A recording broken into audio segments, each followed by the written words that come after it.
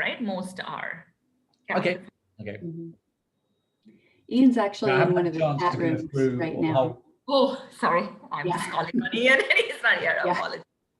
Thanks, Lisa. He's gonna moderate, but he is in the chat room, you know, right now chatting with some of the entrepreneurs. So, but you've met before, I think so. Yeah. We met before. Yeah. So some of them are, I think a couple are a little bit older, but they're trying or piloting something new. So, right, okay.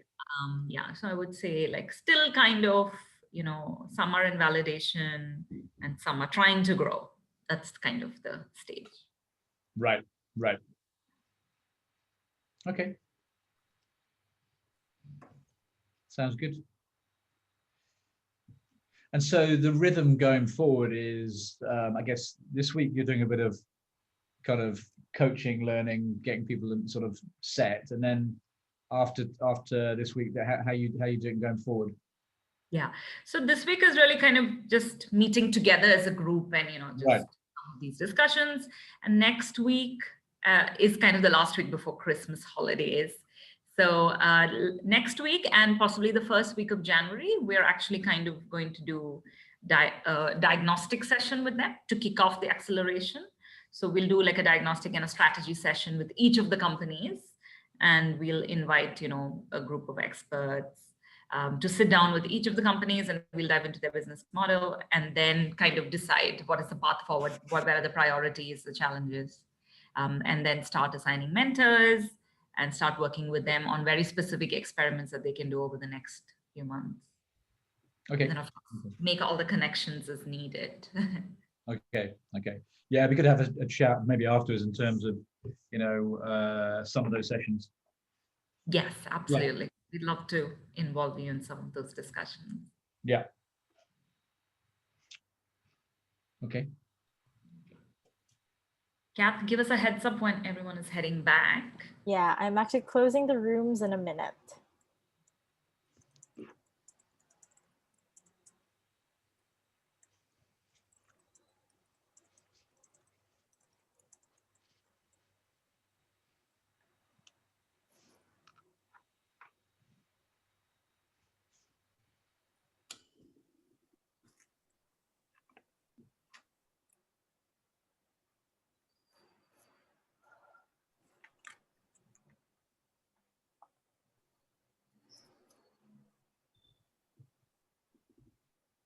How's the general mood for everybody?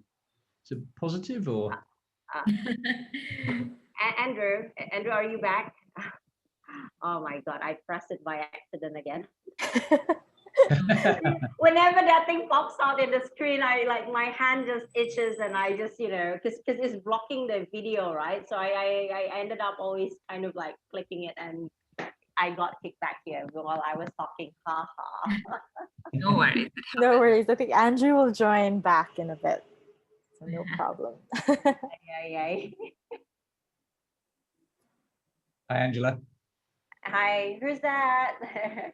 Steve. Steve. Hi, Steve. Hi. Steve from Property Guru. We spoke like, I don't know, maybe last year? Yeah, I think it was a year, at least a year ago. Right. About a year and a half now, I guess. Yeah. How things has, you know, just go by. I know.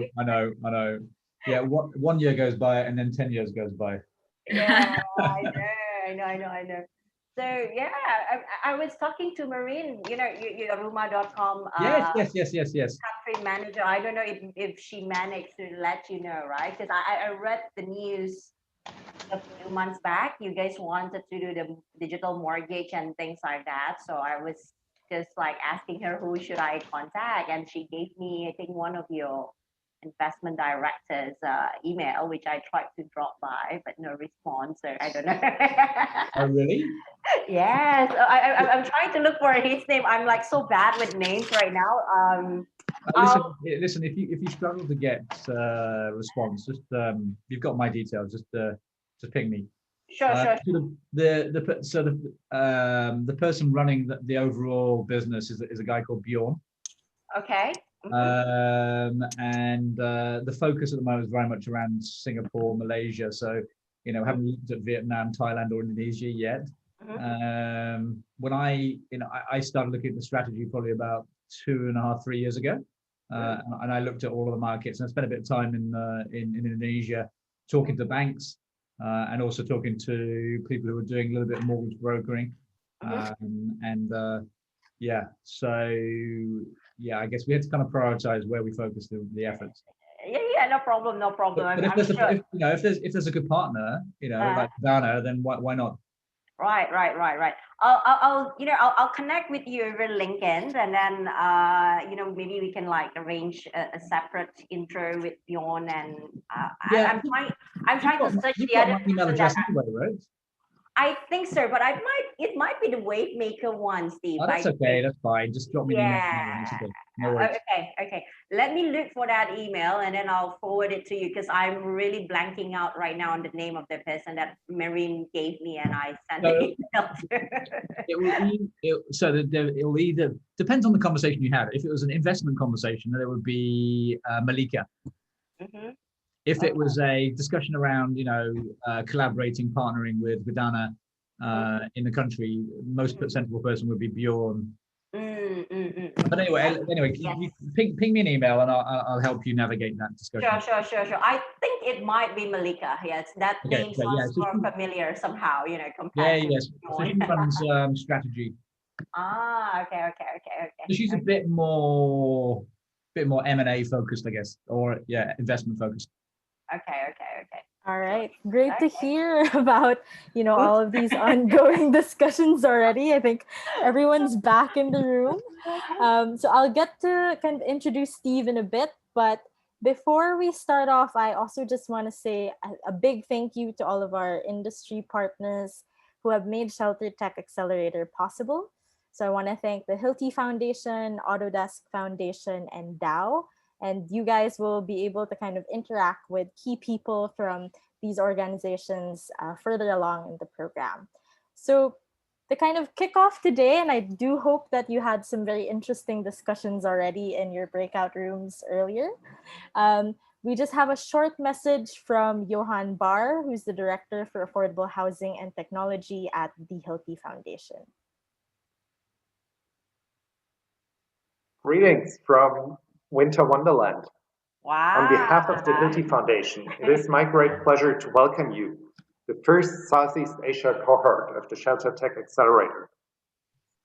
I am very excited that this program is starting in your region, and I look forward to all kinds of future interactions with you, of getting to know you, and of learning about your ideas and visions.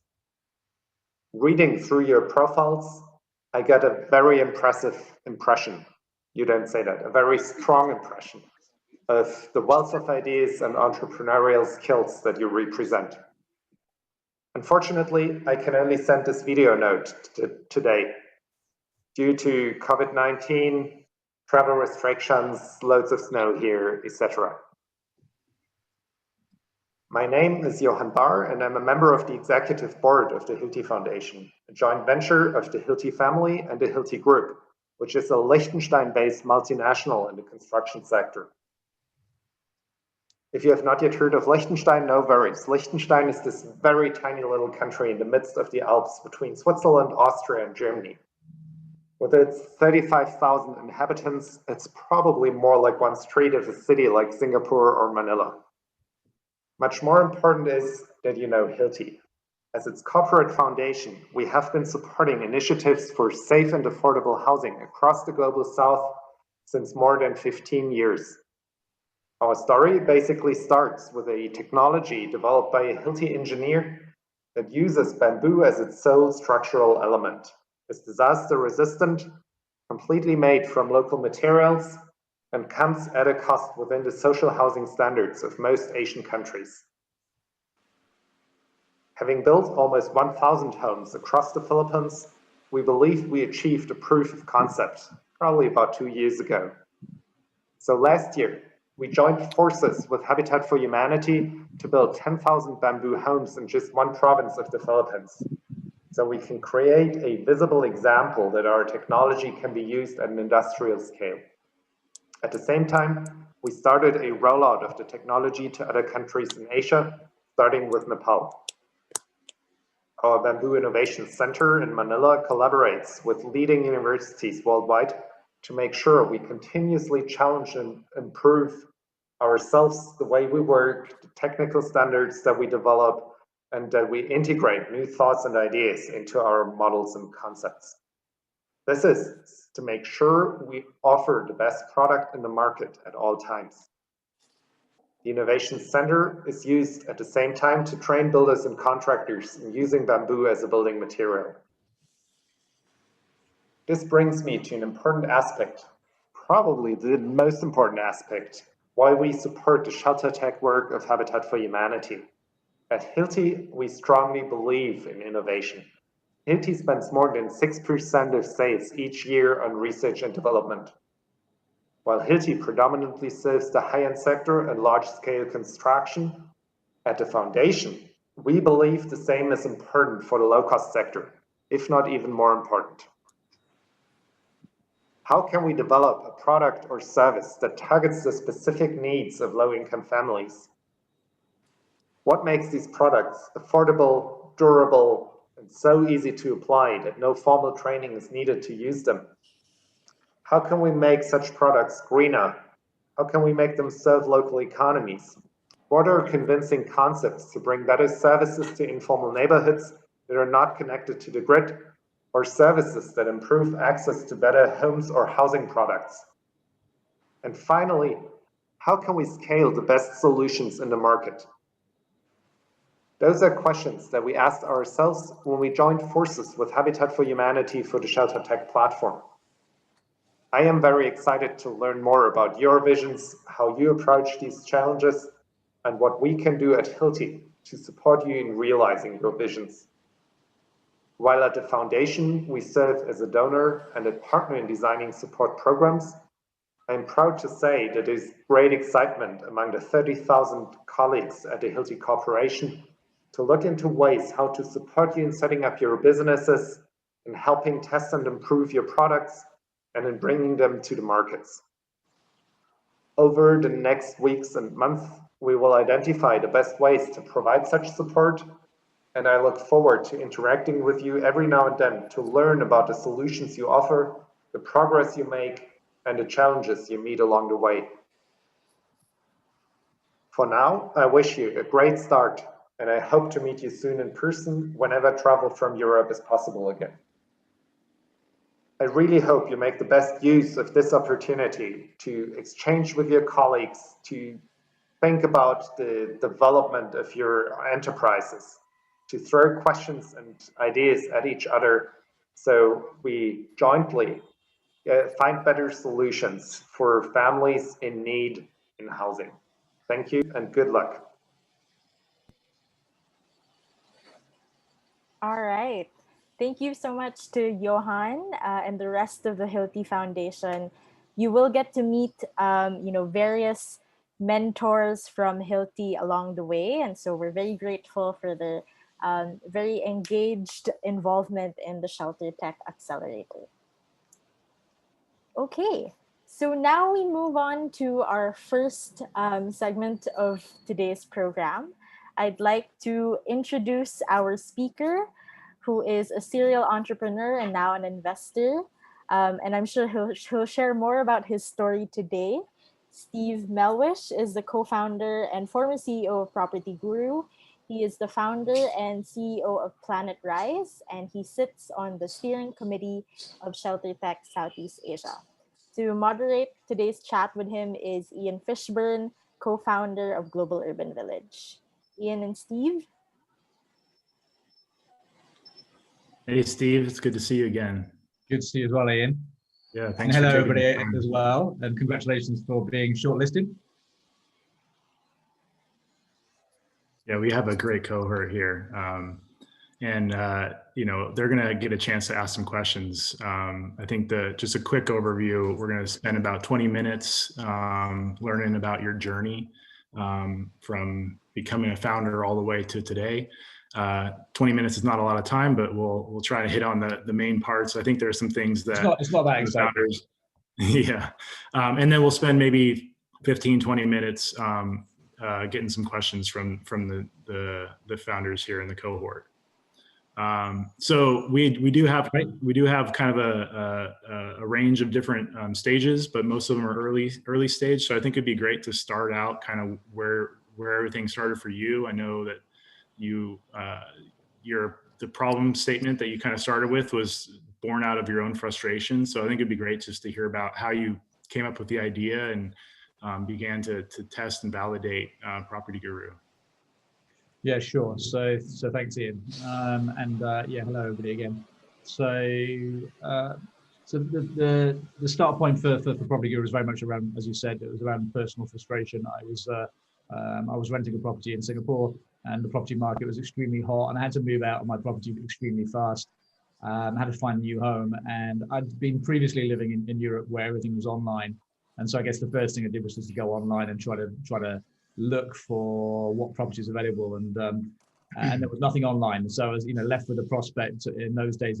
For those old enough to remember, all of the properties were listed in the newspapers in Singapore. So there was inches thick of newspaper classifieds and 3 lines of text, Villa Marina, telephone number, and so you were left with the prospects of wading through this newspaper and with no idea about where the properties were or what they looked like or anything about them, or speaking to agents who were trying to sell you something that they had, or talking to property developers who are also trying to sell you stuff that they had, or talking to friends and family who perhaps didn't know what they were talking about. And so it was really, really tough. And as I went through that process, it got me thinking a little bit that, if I was actually buying a property, and this is completely the opposite end of affordable housing, but the price, maybe it's unaffordable housing in Singapore. The price of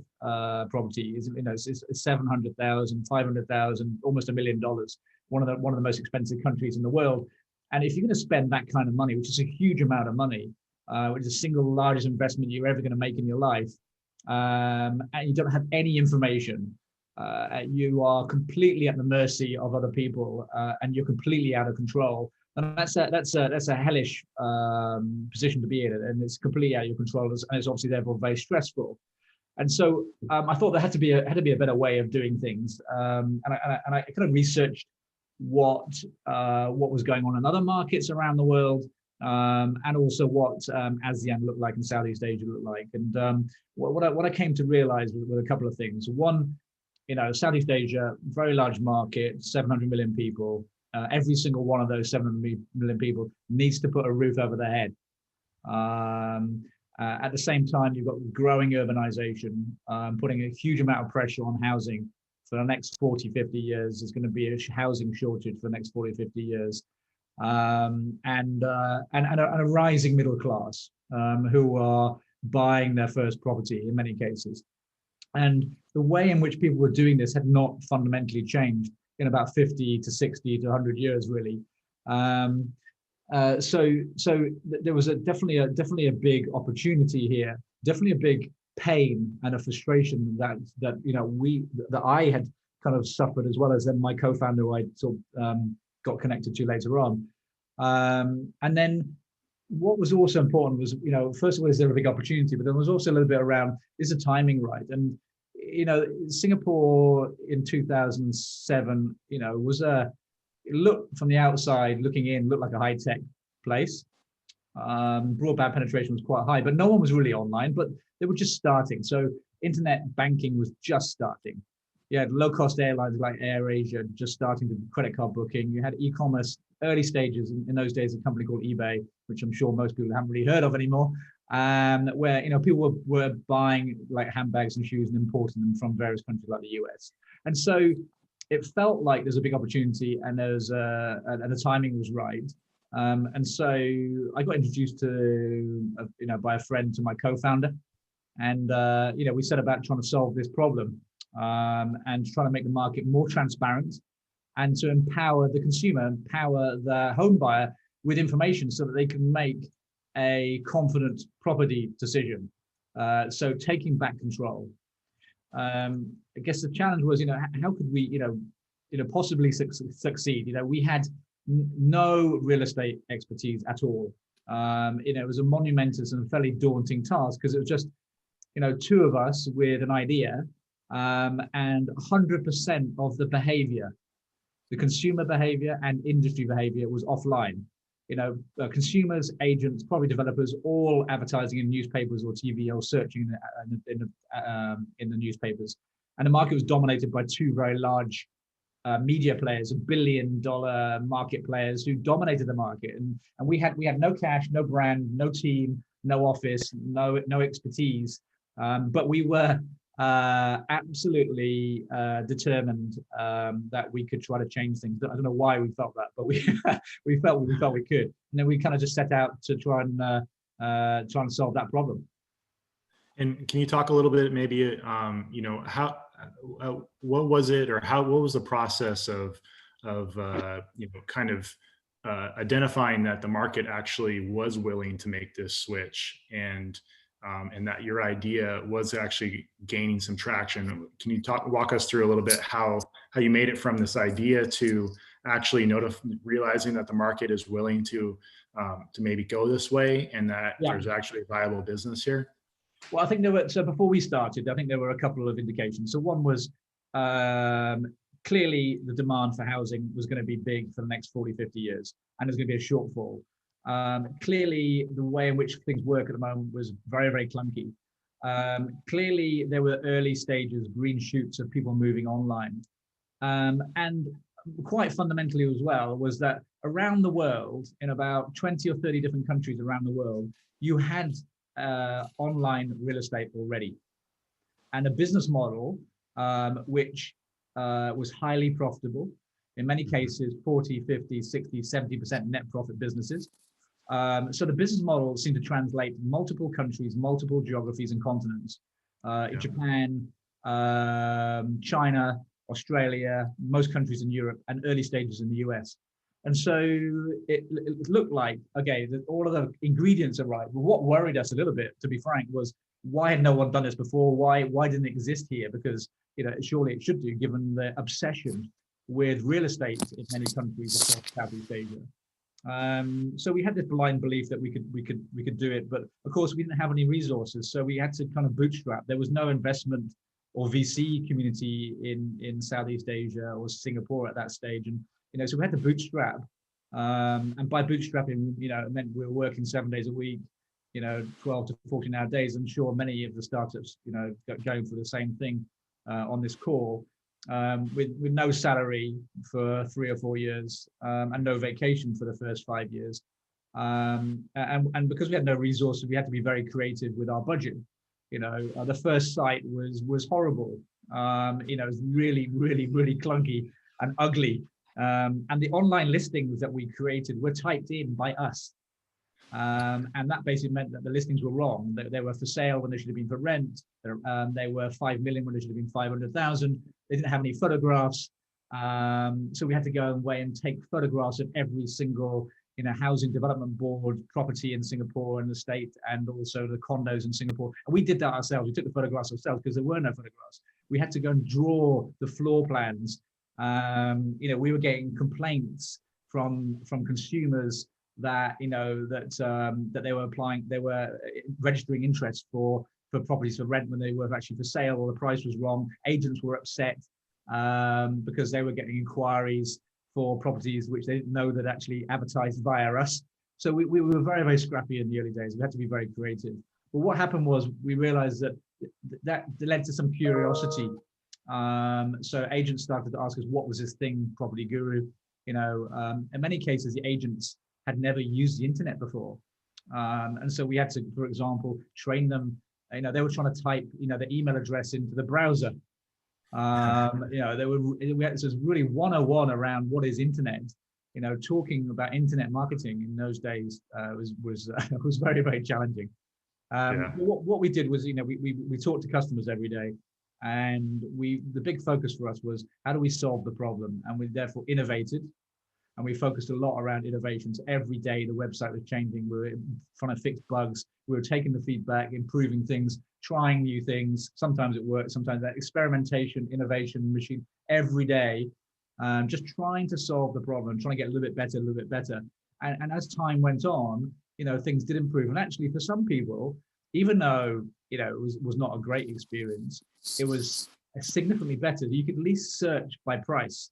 You could search by location. You could search by property type, rather than wading through all these, inches and inches of newspapers, which, by the way, does no longer really exist anymore. It's kind of gone away now. So we've managed to change that habit.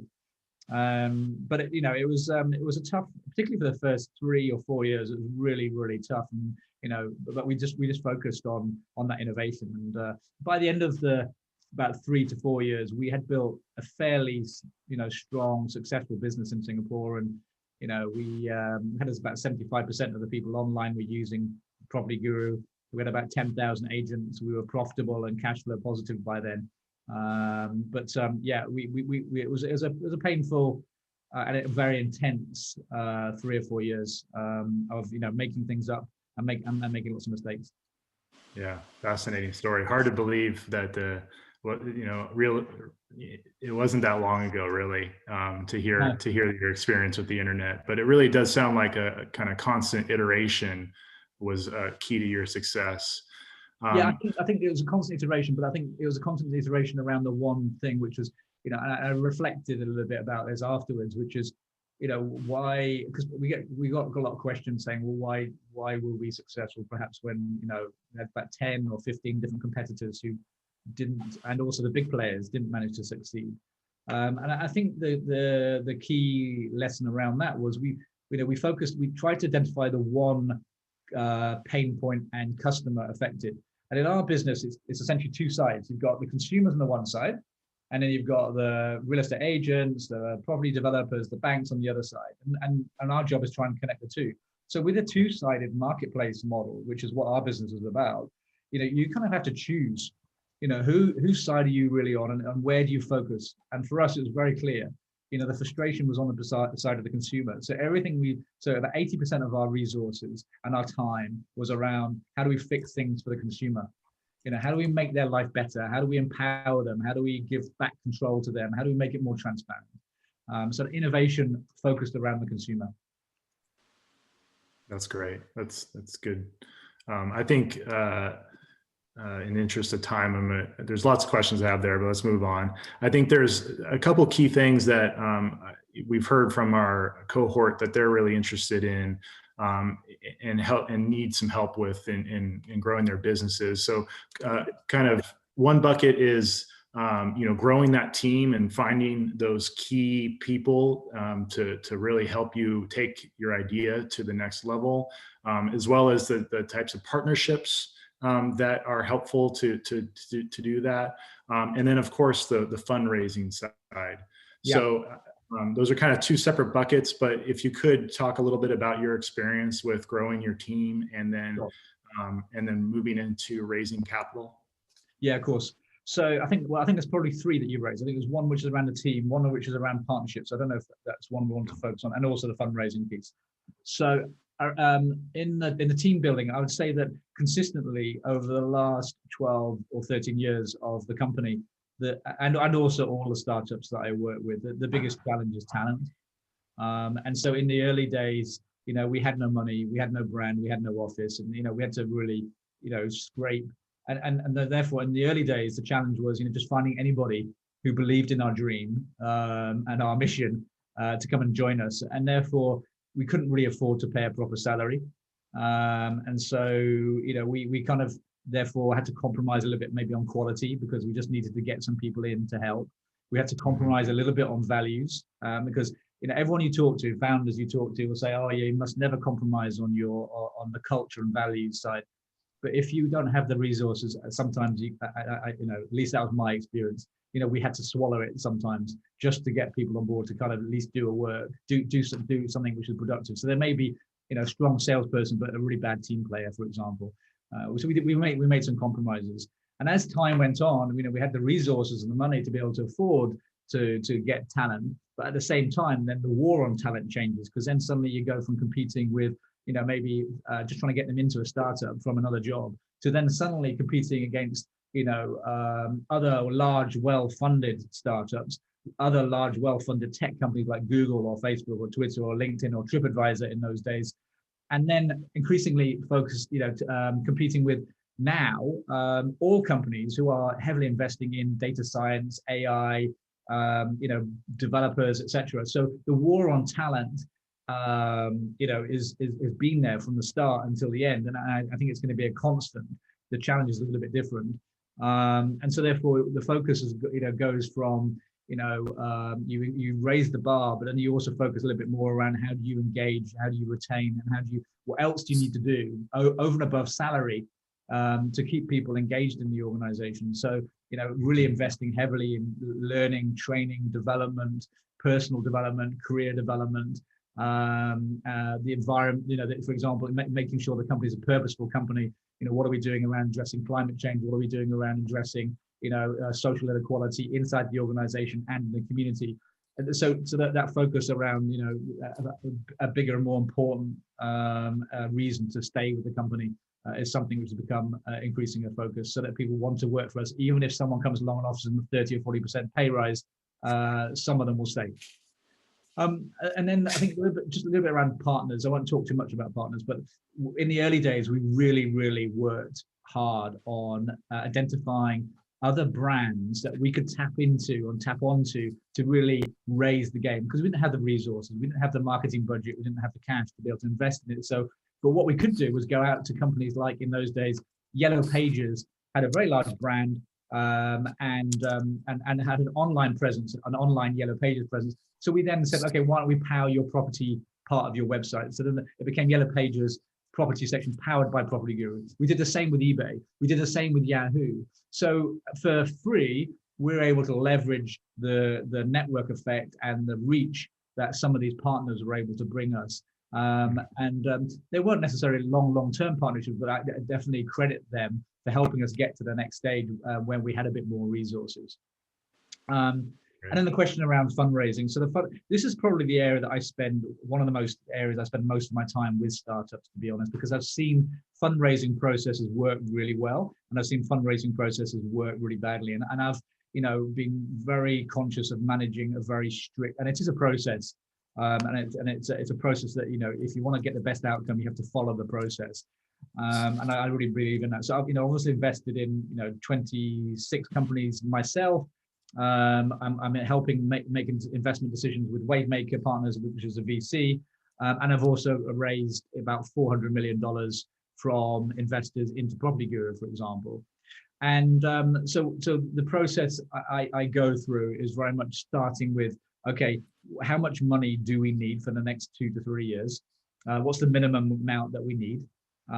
What is the ideal investor that we need? So in other words, for the next stage of growth of the company, it might be around, okay, we want to expand to the US, or we want to really build our data science capability, or we want to, think about, building sales organizations. So you start off at least with the ideal outcome, which is, I want to have the ideal investor who doesn't just give me the money, but also then helps me with the next 2 years on my growth stage. And in 2 years, your challenges and your priorities will be different. But for this next stage, thinking about who the ideal investor is.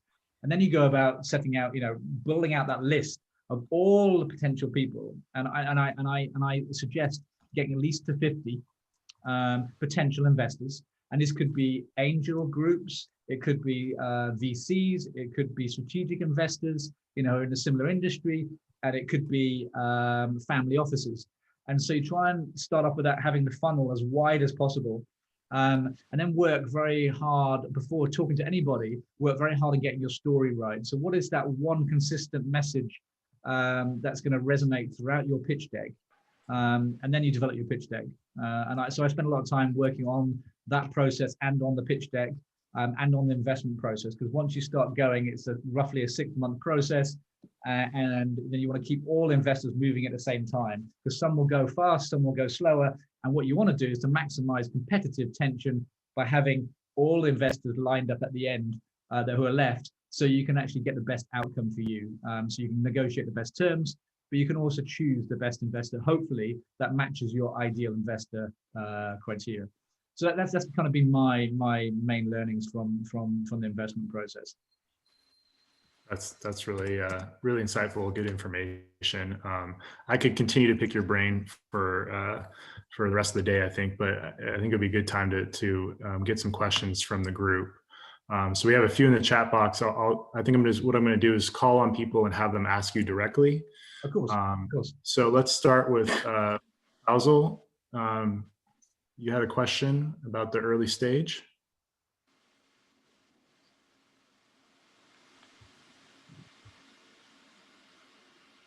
I think Faisal might have some internet issues. I think he's just rejoining the call now. Okay, we can come back to him. How about, do we have Isheni? Hi, I'm Ishani. I'm actually Sampangan group. Actually, I have some question for Steve. Actually, the ideas how to make the investor is interesting with our project. Actually, I asking you already. Is it the ideas to combine the construction business and the waste management business? So the waste management business, actually, the investor will attract to invest in the project. Actually, I think that one first. So, what's the question? Is it around the actual business model, or is it around you know, the specific part? So, what's the question? I'm not sure if I'm clear. Yeah, actually, like we want to attract the investor. Actually, the business model should be make a high margin, something like that. Because we talk about the construction, actually the margin is very small. And right now is currently the pandemic, so it's very difficult. So the very high booming to attract the people is how to solve the waste from the municipal, actually from anything else, let's say in medical, something like that. Yeah. For our construction. I think so my experience, I guess, has been, you know, working with startups also in the construction industry as well, so construction tech businesses as well. And I guess the first thing is, in terms of attracting investors, I think investors will be looking for a few key things. They will be looking at, is there a big opportunity? Is there a big pain, problem that you are solving? So I guess the first question would be, what is the really big problem that you are trying to solve? Are you trying to reduce waste from construction? Are you trying to use waste in a more efficient way that can be used as part of the construction material? You know, what is that big problem that you're trying to solve? And then, you know, have you got a kind of a service or solution that you can help address that problem? Now, in my experience, working with construction companies and property developers, many of them will talk about sustainability. Many of them say that sustainability is very important, and it's increasingly important. However, when it comes to paying, it's a different story in many cases. And so what I've seen consistently with the construction tech companies that I'm working with in the sustainability space is they have this the cost needs to be the same or better than the alternative. So they're still making decisions based on financial reasons. Okay, in Indonesia, actually, our ideas in Sampangan to do the property business, actually, the ideas is the problem is actually the low income people. So there is a very tight to do this thing. So we have to do with another attractive. Actually, we offer the cheaper house, and then include with the sustainability of the waste treatment. Right. And then so combine with the how to do the agri-tech in the house area. Actually, what we do is the house we do is the dark panel carbon. The new technology we offer also the new material carbon is very lighter, fire resistant, and then earthquake resistant, and then cheaper. And then in the dark, they can do any extra income to pay the house what we offer. No, I think that is the ideas will do. So actually, yeah, I think it makes a lot of sense. You know, I've had conversations. There's another company on, I guess, on the call, Bill and Bricks, is looking at something very, I guess, kind of similar.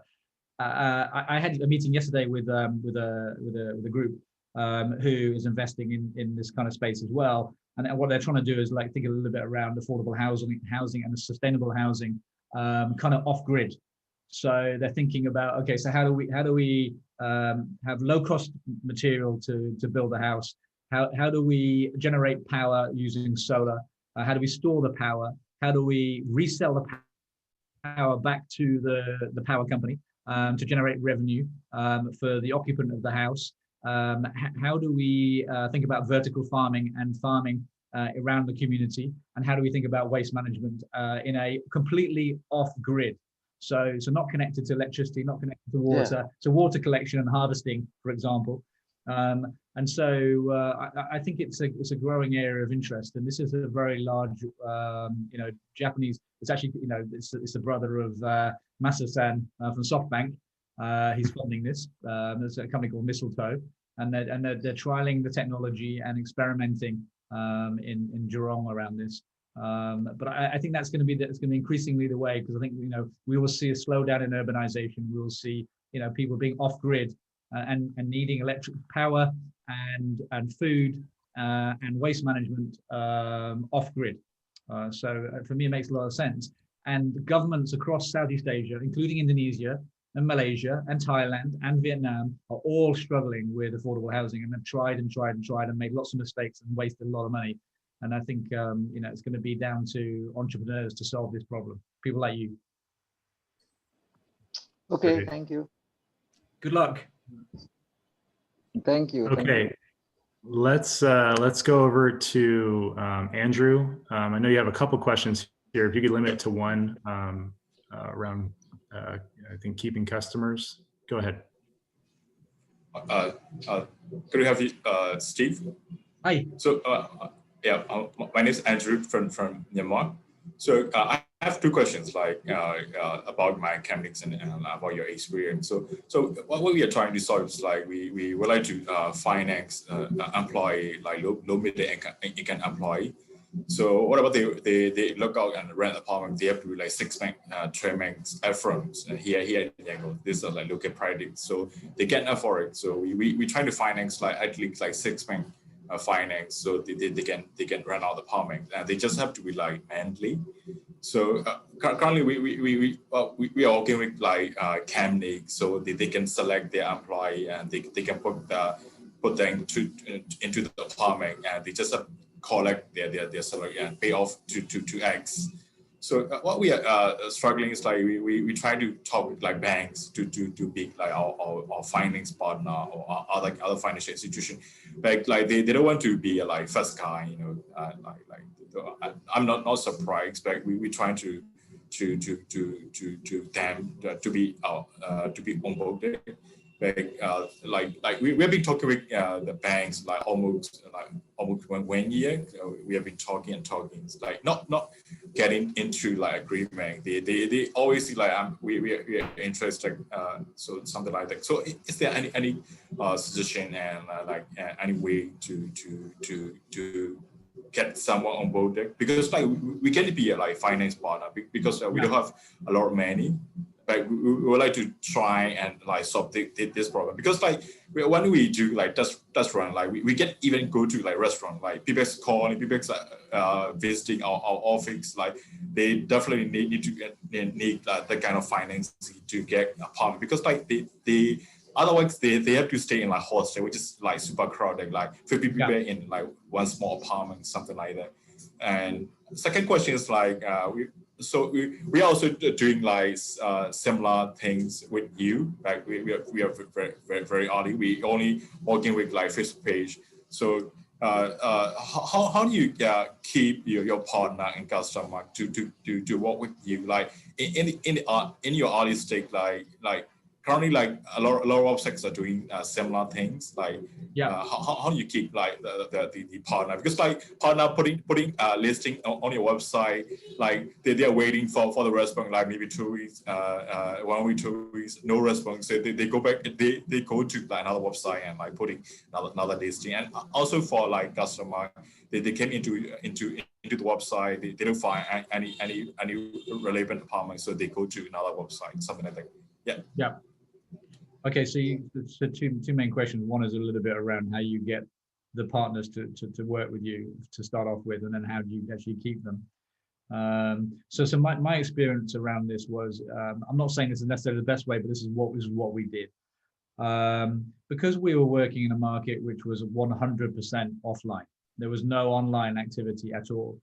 You know, we had to somehow shift this behavior, and to try and do that, to get the partners, in other words, the paying customers to do something in a world they didn't understand or know, it was extremely hard. So what we did was we had to seed it first.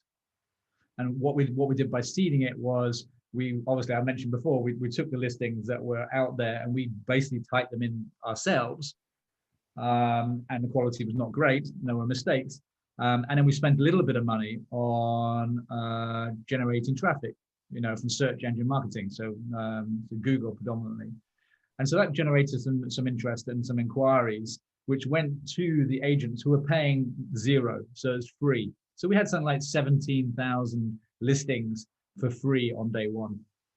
And some of those agents then started to get inquiries and obviously get interested. In parallel to that, then we went out and talked to the partners and tried to then start by educating them about internet marketing, explaining and sharing a little bit, and said, look, if you're willing to give us $50, and $50 in those days was, you know, for an agent in Singapore was not that much money. To do one 3-line text in a newspaper was $35 to $40. So it's like one advert for one day, 3 lines of text in a newspaper. They could pay $50 to us and get the whole year unlimited, and be above all of the free listings, and put as much photographs and videos and whatever they wanted it into. And some said, look, I don't know what this is. I don't know what internet marketing is. I'll try. And so they then gave us the $50, and then they started to get inquiries. Now, if you spend $50 and you generate $100,000 in terms of commission and revenue, it's a very, very good ROI. Now, do they pay $50 today? No, they pay close to $3,000 today. But they're paying $3,000 and are making $100,000. So the ROI is very, very clear. And so, you know, this kind of ties a little bit into, you know, how do you get the partners to work with you? The agents for us, because they're individuals, are like individual agents are like individual entrepreneurs, and they will take risks, they'll try, and their costs are marketing and a car and a telephone, and that's it. And so instead of marketing, spending $5,000 or $6,000 in a newspaper, spending, you know, $50, $100, now $3,000 with us, you know, is makes sense for them, because they're generating about 90% of their leads are from Property Guru, and the remaining 10% is from all the other sources. So they're generating most of their inquiries from it. But the property developers, they're big companies. That's been very different. It took, I spent 7 or 8 years just hitting my head against a wall with these property developers, trying to get them to move online, because they're very traditional companies, very slow moving.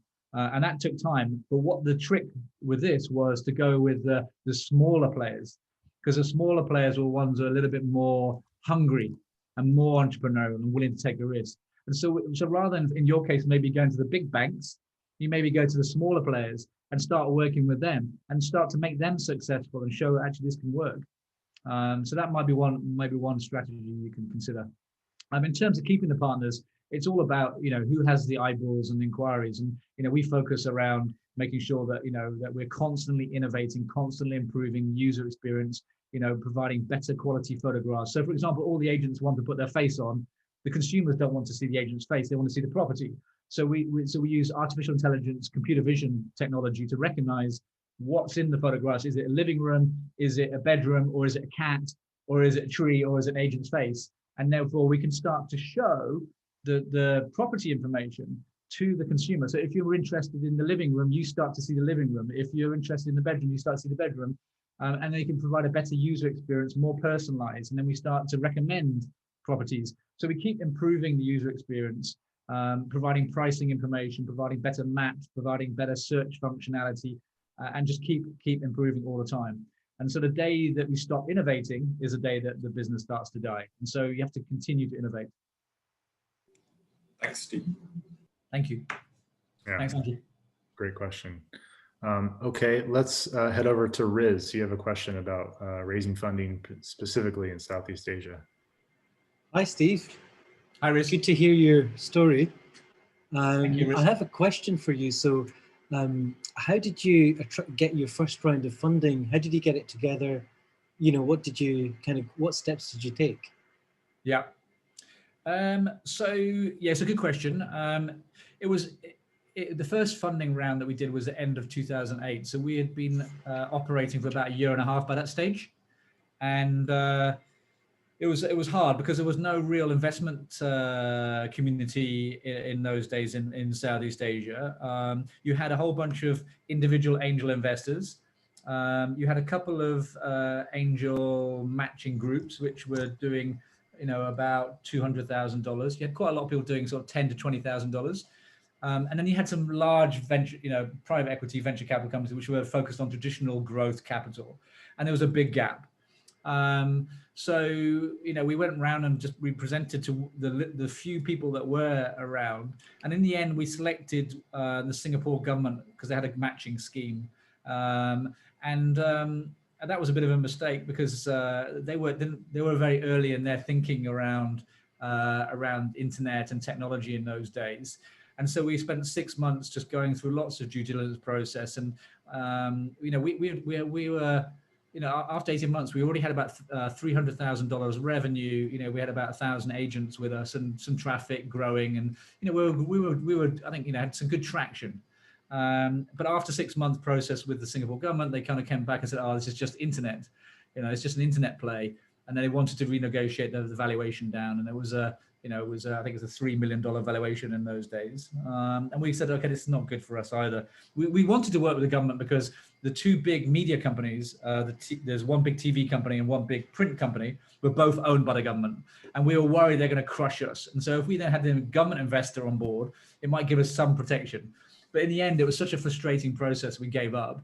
And in the end, we were very fortunate that we managed to get essentially 5, mostly individuals, to put about 1.2 million Singapore dollars into the business, and with no strong terms. And so they were very friendly to us. And so the lesson learned for us was actually in the early days, having some supportive, friendly angels worked really well for us. And that then took us through from sort of 2008 until 2012. And then 2012 was really the proper round that we did.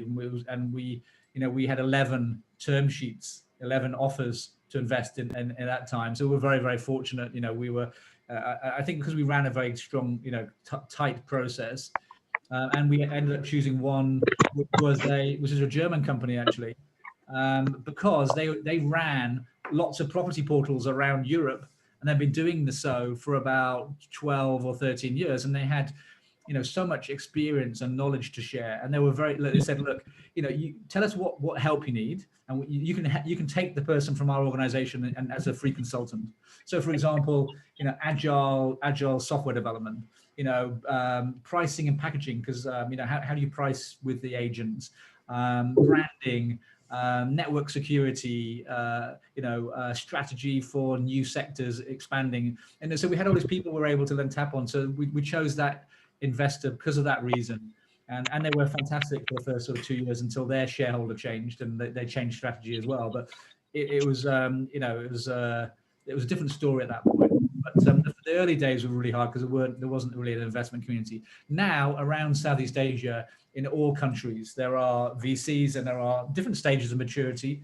There are accelerators, there are incubators, there are co-working spaces focused on different sectors, whether it's a food technology or whether it's shipping or whether it's renewable energy. You've got a whole bunch of accelerators, incubators, and investors who are operating in the space now across Southeast Asia.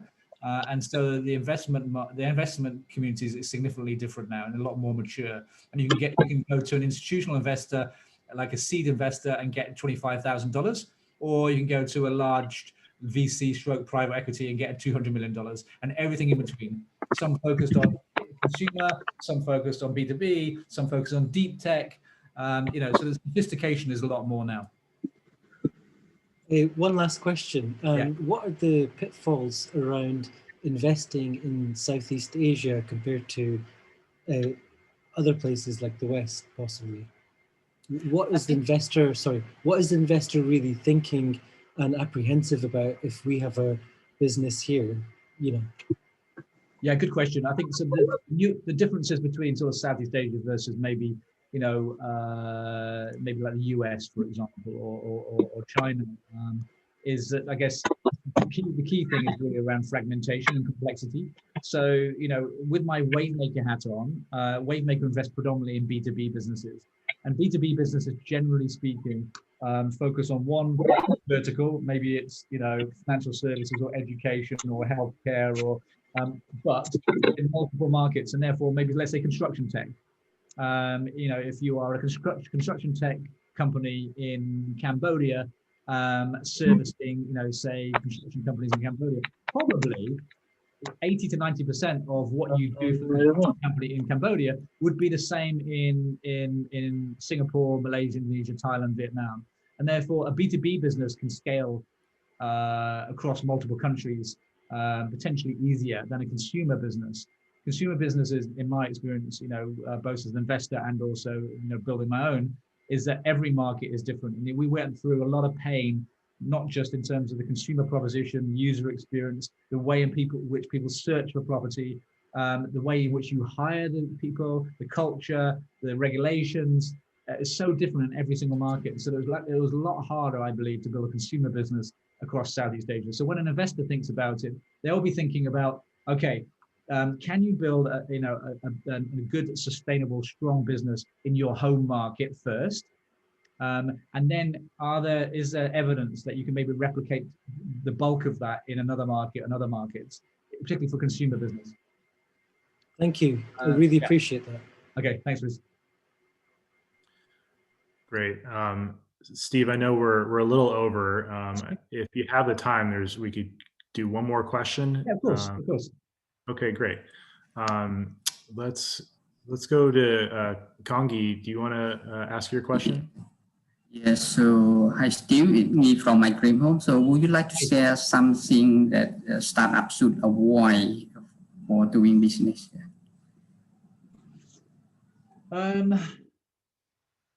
Okay, I think based on my own experience, both as an entrepreneur and also as an investor, and I feel very, very strongly about this as well, and it kind of relates a little bit to the point I was making with Riz just now, is that things just take time, okay?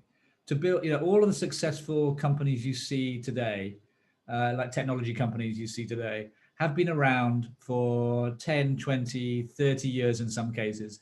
Many people think disruption suddenly happened, but these companies and organizations have been building their businesses, every year, innovating and improving year on year. and it just takes time. And my learnings was when we went from Property Guru from 1 market to 4 markets in 4 months. We were in a big rush. We felt that if we didn't do it now, we'll miss the opportunity. We must do it now. Let's go really big, very fast. And we almost killed the company by doing this. And because we stretched the whole company to breaking point. And my reflection and my learning was, because then we had to try and fix everything as well later on, and try and fix all of the problems we had created for ourselves by trying to do things too fast. So my experience here has been, okay, you don't need to rush. Now investors sometimes say, oh, you got to go fast, you got to grow fast, but I really don't agree with that. I think I would rather invest in a company, an organization which has strong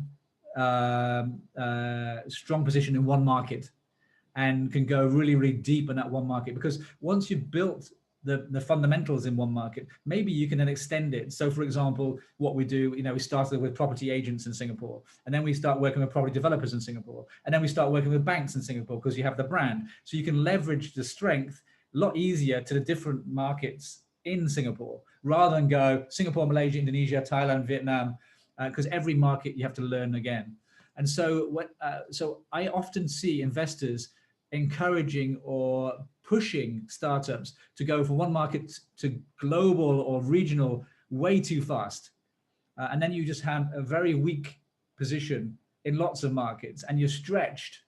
And the complexity and challenges of running multiple markets at the same time with very small resources for a startup has got is very challenging. So I always encourage the startups I work with is to do things in a more slower paced manner. So build a strong core beachhead in 1 marketplace, and then from there choose your next market, and then expand to that next market very deliberately, rather than take your resources and spread across 5, 6, 7, 8, 9, 10 at the same time. So that would be my 1 bad lesson and learning, and I feel very strongly about that. Thank you. Fantastic. That's really insightful. I think that's all the time we have, Steve. Okay. Really appreciate you spending time with us today. A lot of lessons, a lot to take away from this. So really appreciate you taking the time with us. No, thanks very much for inviting me. And I feel very excited about what ShelterTech is doing here, and I look forward to also getting involved in the new year as well. Great. Yeah, we'll have more to come. So we'll see you again soon. Sounds good. Sounds good. Great. All right. Thank you so much, Ian and Steve. At this point, I'd like to call everyone to turn their cameras on just for a quick group photo for everyone while Steve is here with us. So we could get Claire, Hannah, and Abby to turn on their videos. Okay, hold on. All right. Smile, everyone. 1, 2, 3. All right, great. We'll send this through our Telegram group and on Mighty Networks. Thank you so much, Steve. A wealth of insights from your experience alone. And I think there will be many, many more touch points. Steve is one of our most engaged steering committee members, and we're so grateful for him being so gracious with his time and being so generous with sharing all of his insights. Thank you so much, Steve. Thank you, everybody. All right. Give me a sec. Bye. Okay. Steve, thank you. If you want to stick around, feel free to do so. But I'll stick around. We understand that you're also a very, very busy man. So what are you talking about now? Because I guess I got another 5 minutes or so. So yeah, I think at this point, actually, I'd like to call on Priya, who's going to lead us into a continuation of our business model canvas exercise from yesterday. All right. Thanks so much. Thanks, Cap. And yeah, I know after that good chat session with Steve, everyone is buzzing with ideas and all the things that you want to apply in 2021, right? So I know, don't feel too down about doing these exercises now, but this is really just for us, to reactivate and take all of those insights into, a plan for us. Thank you for being such great students yesterday. I was having a look at the mirror boards that you had made, and some of you have, gone ahead and kind of filled out your business model canvas. So we appreciate that so much.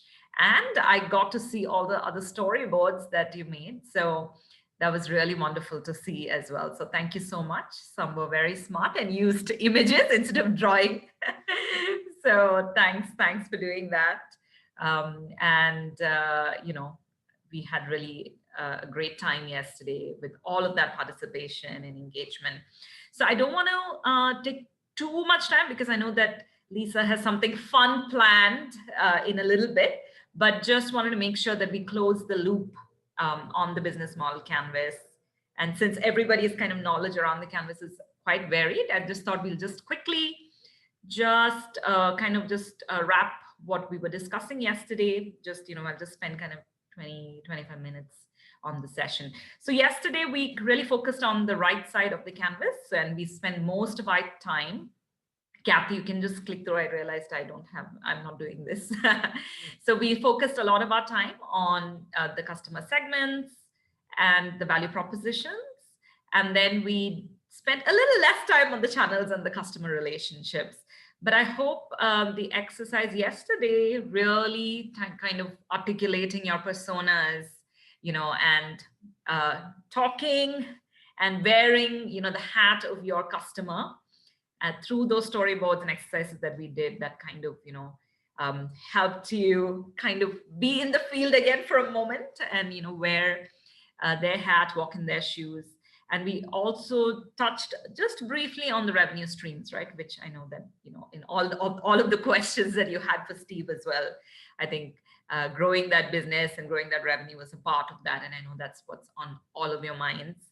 We will be diving a lot more into your financials come January. So just to kind of summarize, we kind of focused on this half of the canvas, which is really your value, who your customer is, who you're selling to, why in the world should they pay for your product or service.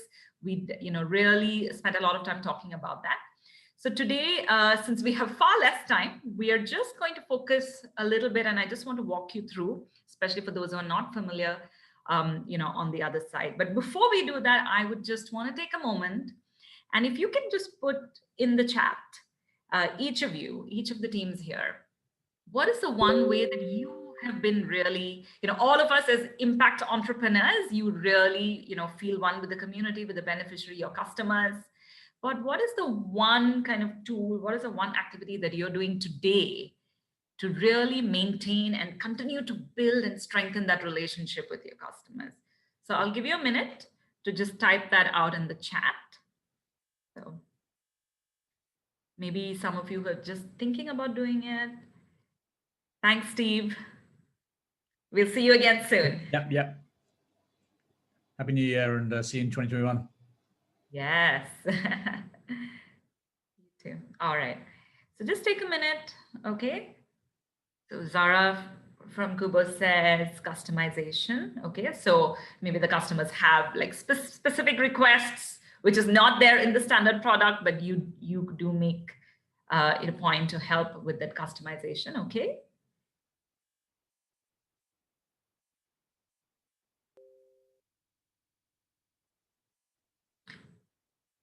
Okay.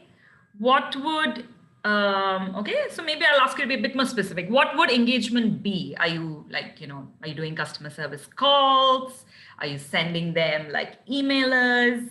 Are you doing kind of visits? Are there are they on like a point system? Okay. Call and follow up, okay. Staying in touch. Okay, so using SMS, engaging through our apps. Okay, sorry. Yeah, thanks, Angela, for the clarification. Okay, so you're chatting with them on your app, staying in touch with them, making sure, that you are. Okay, newsletters. Janine from Billion Bricks is talking social media. Yeah, I think in, in this 2020 universe, I think we've all upped our social media engagement. So many of you are doing that. For example, here in the Philippines, you know, we have 100 million people and we have 100 million users on Facebook, right? So, okay. So Janine also says they feature the customers on the website. Okay, and then there's Angela has embedded a WhatsApp chat option on her app where people can chat. All right, wonderful. Thank you so much. Keep that coming. So if there are any ideas that others can pick up and learn from as well. So I'm just going to now, you know, so that was just to kind of refresh and talk about that part, but just jumping over to the left side of the canvas. I know that some of you have already kind of filled this out, but, you know, we'll start with the key pieces at the start of the session as well. You know, we kind of asked you this question because as we're all in planning mode for 2021, key resources, right? What are kind of your most important assets? What do you really need to make this business model happen, right? I do believe that some of you have already kind of filled this out, but I wanted to take a moment and, you know, with the limited time, we'll focus a little bit on resources. So Kath, if you can go to the next slide, we'll do a quick exercise, right? So just as an example, you know, this is a fairly generic example of a manufacturing business. So there is, you know, a line of credit needed, working capital for inventory. You might need a manufacturing facility or a warehouse. You might need certain machinery, or you might need, you know, vehicles for your logistics, right? And of course, on the intellectual side, it could be a customer database. If you're especially if you're a B2B business, you're actively reaching out. And so that is super valuable. And that is a resource that is very, very important to you. And maybe you're building out your app, right? And you do need some developers, some software engineers, or, you know, you're expanding your products and you need material scientists, you need product development experts. So what are the key resources that you need that needs to be in-house as part of your business, right? As part of your team to make sure that you can actually implement and get your product and service out to your customers. So we're going to take a minute. So if you can go back to your Miro boards, we'll just spend about 5 to 6 minutes here. And Abby or Mickey, do share the link to the Miro boards in case, you know, everyone needs access to it. So just give it a minute. For everyone's info also, this is a new board that we added today. So you might be confused if you didn't see this yesterday. We added this morning. Okay. So Kath, maybe you can just show where it can be found once share the links.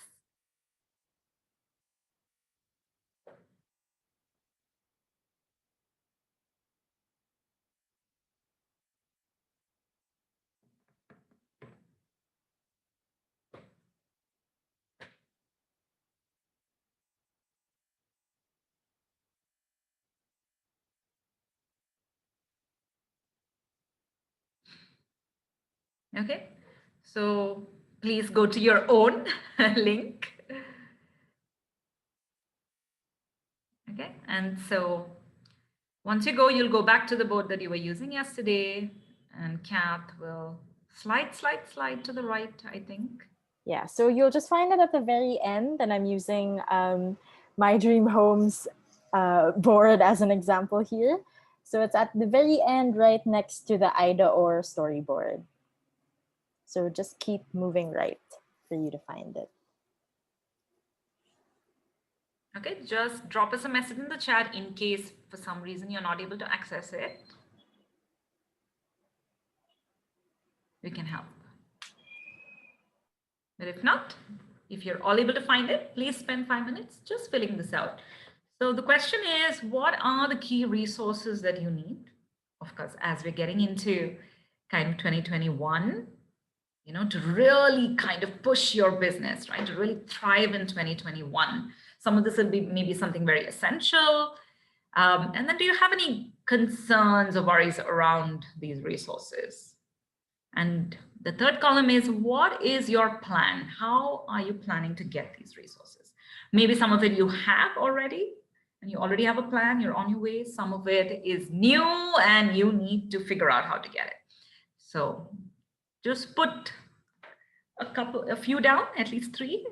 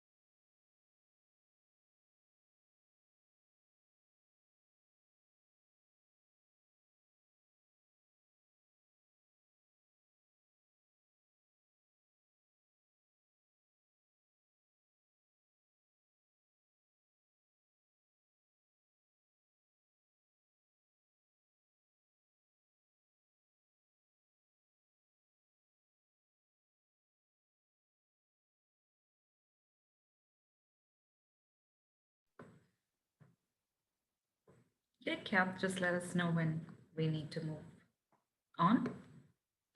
Maybe another minute.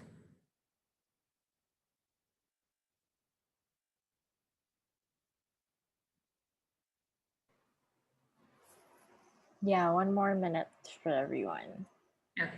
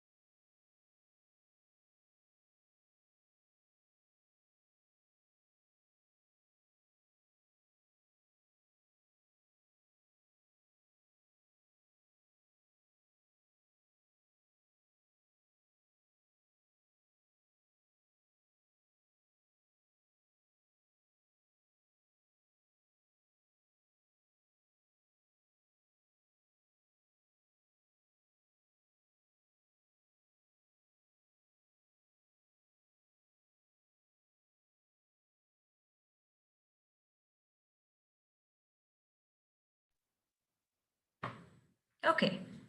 I'm constantly trying to figure out from your expressions if you are done or not, but I think we'll kind of pause there. So time to talk a little bit and discuss with each other. So time for a little bit of role play again. So we'll go into breakout rooms. You will be paired up with another person, and you will have 6 minutes each to kind of play these roles. So be whoever chooses to go first. Just talk through the challenges that you've kind of written out on that table there, right? So what are the key resources and what are the challenges that you think you face?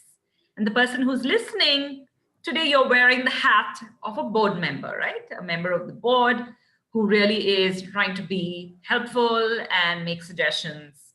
And then you swap roles and the other person gets to present, okay?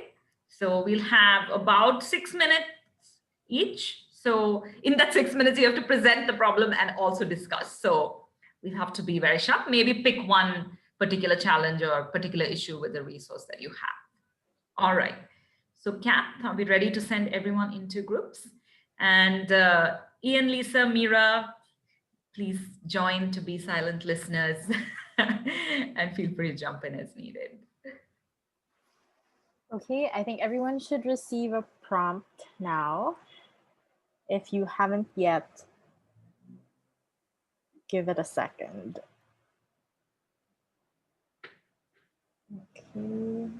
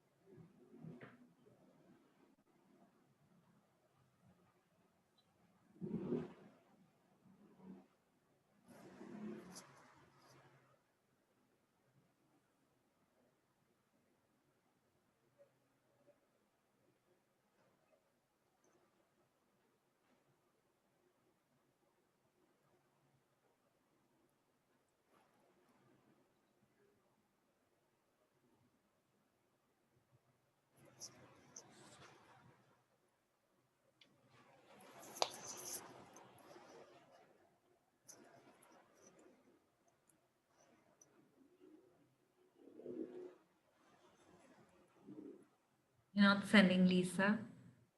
She is, I think, in one of the rooms. Oh. Is she still here? Oh, maybe she went to stretch and grab something. Oh, okay, maybe.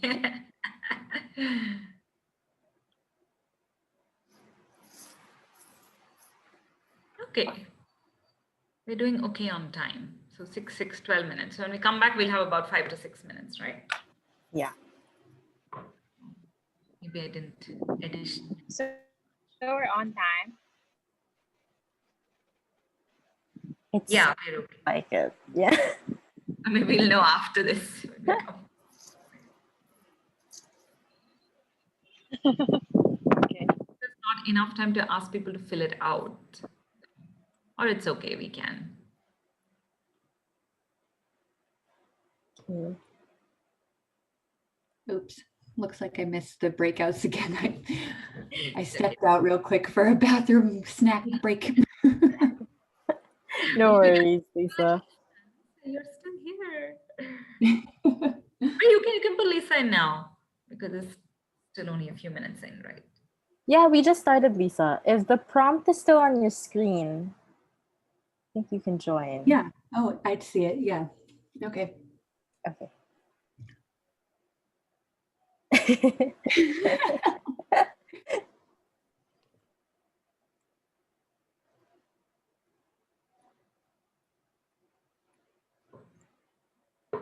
We forgot to put the instructions in the chat.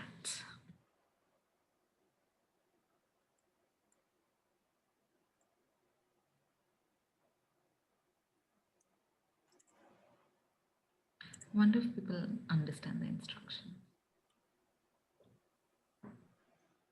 Can someone put it on Telegram?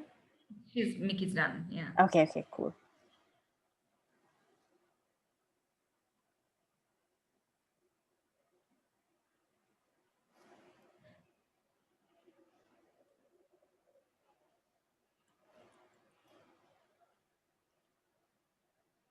It's a very gloomy day. Yeah, it's storming here. I was just gonna say. It's like pouring. It's stormy there. Yeah. Yeah. Because of that, God, we work is so cold. I came ready for it wearing jeans and jacket. But it's still cold.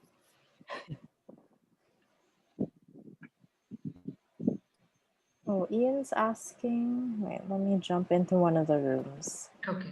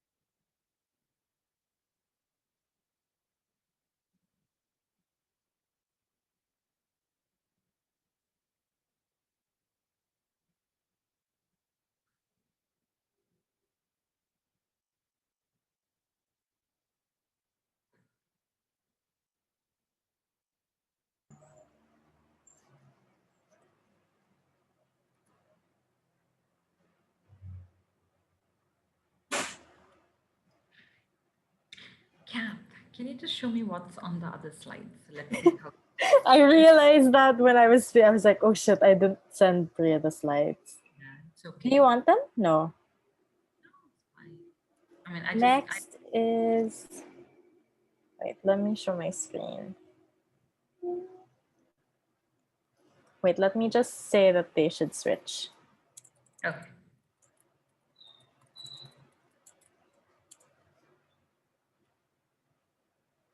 Okay.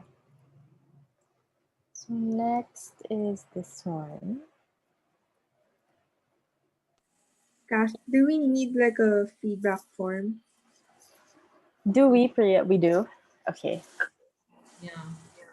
Okay, Yeah. I can make it. Yeah, pattern it na lang after Reach Health. Okay. You'll need to get feedback on each session. So I think actually you can look at the VRISE one actually. I think they also have. You can take the best of both.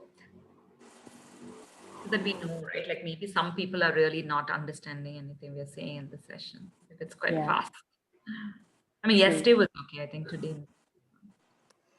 Okay. Yeah. Nikki, do you have a copy of the WeRise one? And the next can put With something. Rafi or Yo. What? Sorry? Something more than that, partners.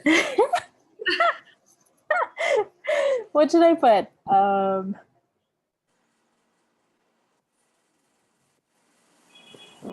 Like a finance partner, loan partner, maybe. A dash loan.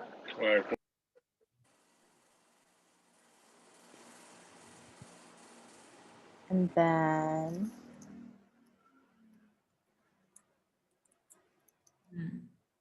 I really don't know what kind of. I'm not like I can't think of any company type. Okay. what did I put? Wait, I put something here. Oh, Oh yeah, I what just about put two also. Construction companies, waste processors, something. Okay.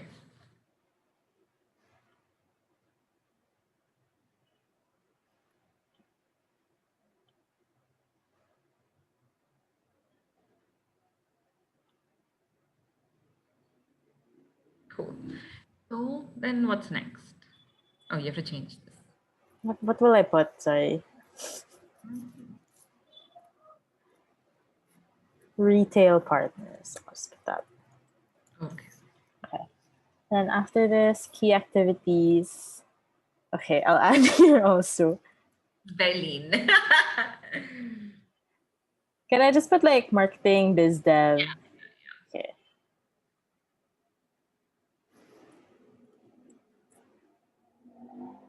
Oops.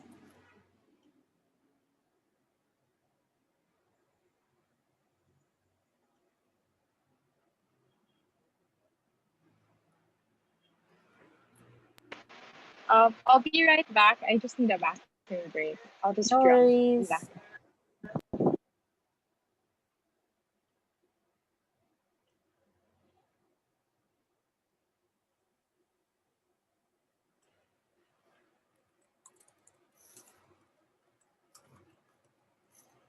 So we wanted someone to share, right?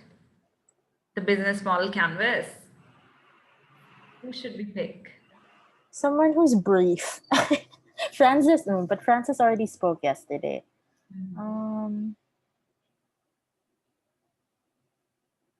Who's brief?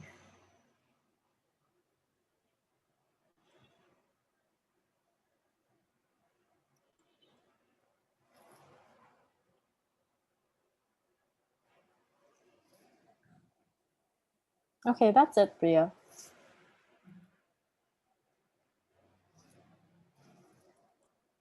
Cost structure?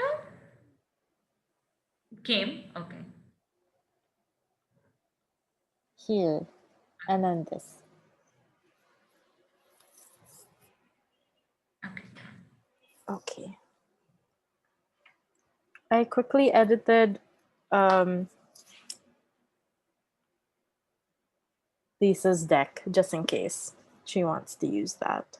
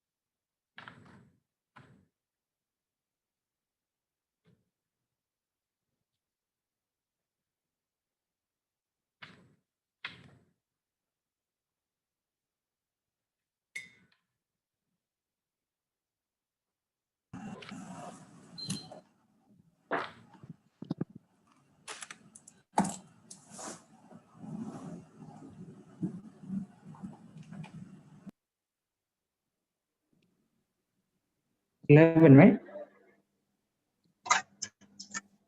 Okay. Hello. All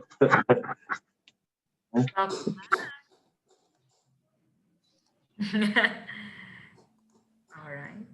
Kath, are all the rooms closed? Yep. I think everyone is back. Yeah, I think everyone's back in the room. Okay.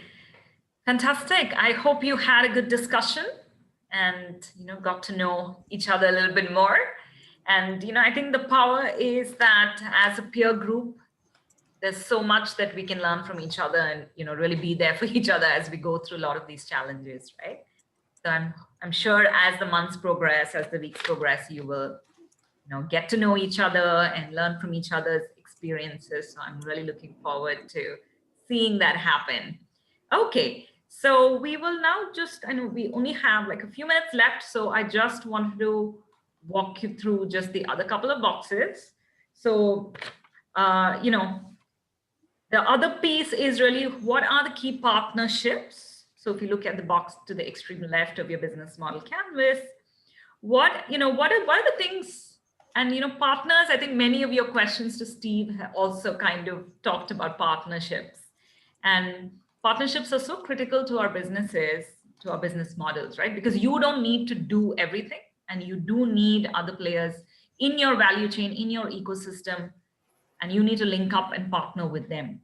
So this would be kind of where you really identify, who do you need as partners, right? Who are your partners, your suppliers, your associates, whether it's your raw material suppliers, or maybe it's just your logistic partner, or maybe you have, a distribution or a retail partner to really get your product out there. Or maybe there's a financing piece that's really needed in your business model that you don't have to provide. You can actually partner with somebody who provides loans, right? So it's important for us to kind of identify this. And this is a piece that, I think we will work together quite a bit on helping you identify and connect up with, whether locally or kind of regionally, because the partnerships really can unlock and streamline our business models quite well.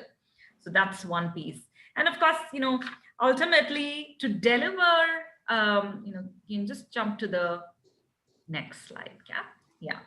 And what are your key activities, right? Really, what are the strategic things that you need to do as a business to deliver that value proposition that you're promising, right?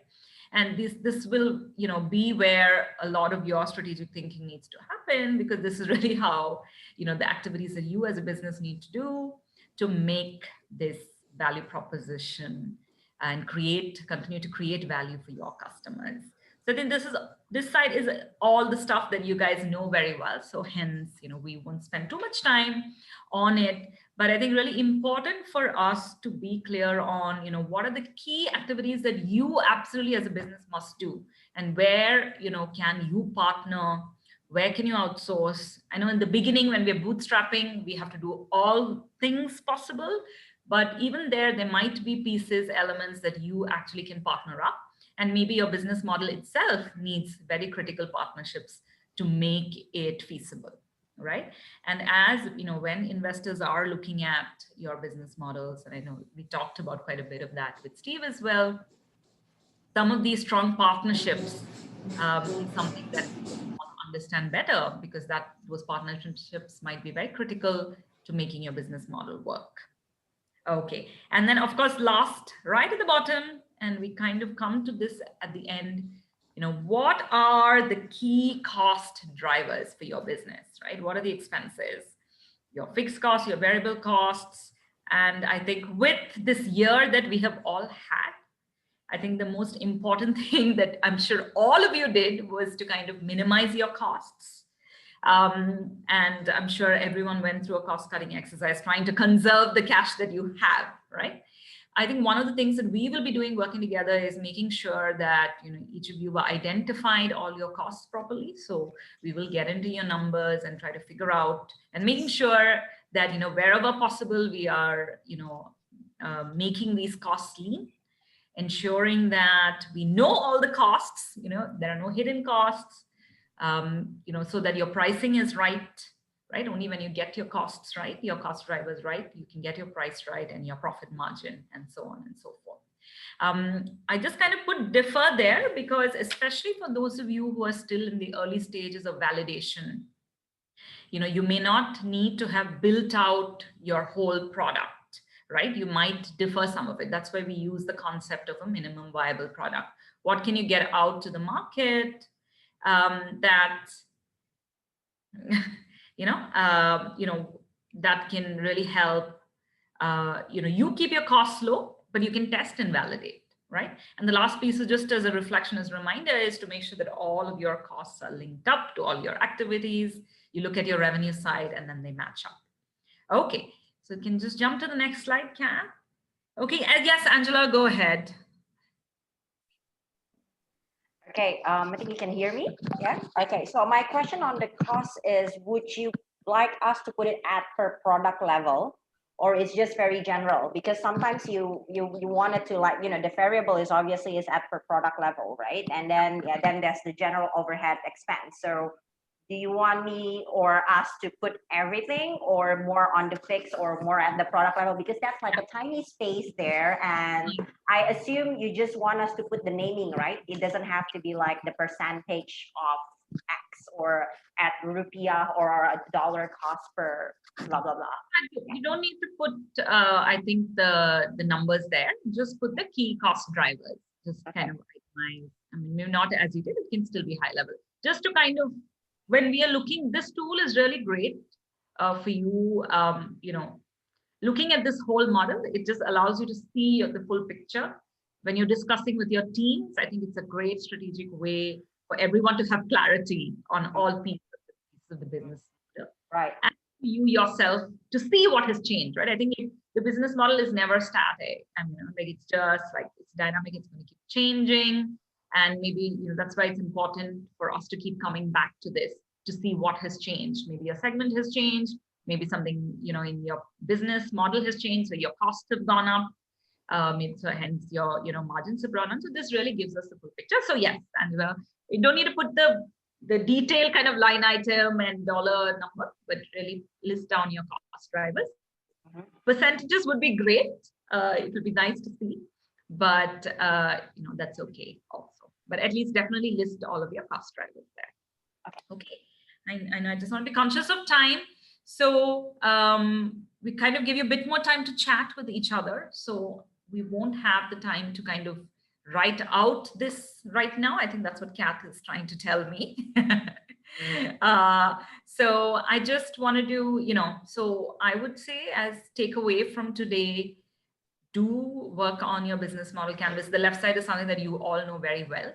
And we will work with you one-on-one before your diagnostic panel to make sure that, the information reflected there is right. Kath had made a sample already, but, we have it on your board. Some of you already finished it. There are a couple of you who did not finish the canvas. So I would urge you to kind of spend time finishing it. And we will be using this in the diagnostic panel, where we are sitting together with experts. Kath will explain what that is. And we'll keep using this as the framework for us to have a picture, because we are coming in as, outsiders, the mentors, everybody who wants to support you, right?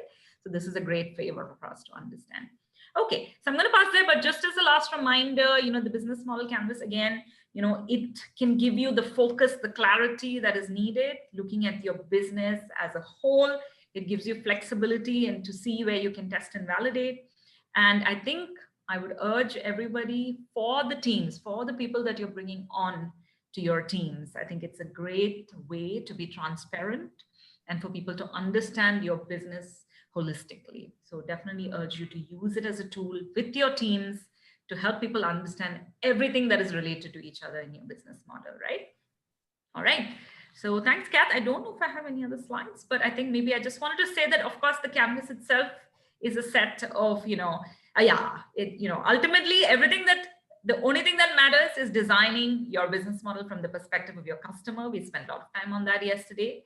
And remember, the business model is a set of, hypotheses. You're like putting all these post-its there, and we need to keep coming back to it to test, validate, iterate, and get to the model that you can scale up, right?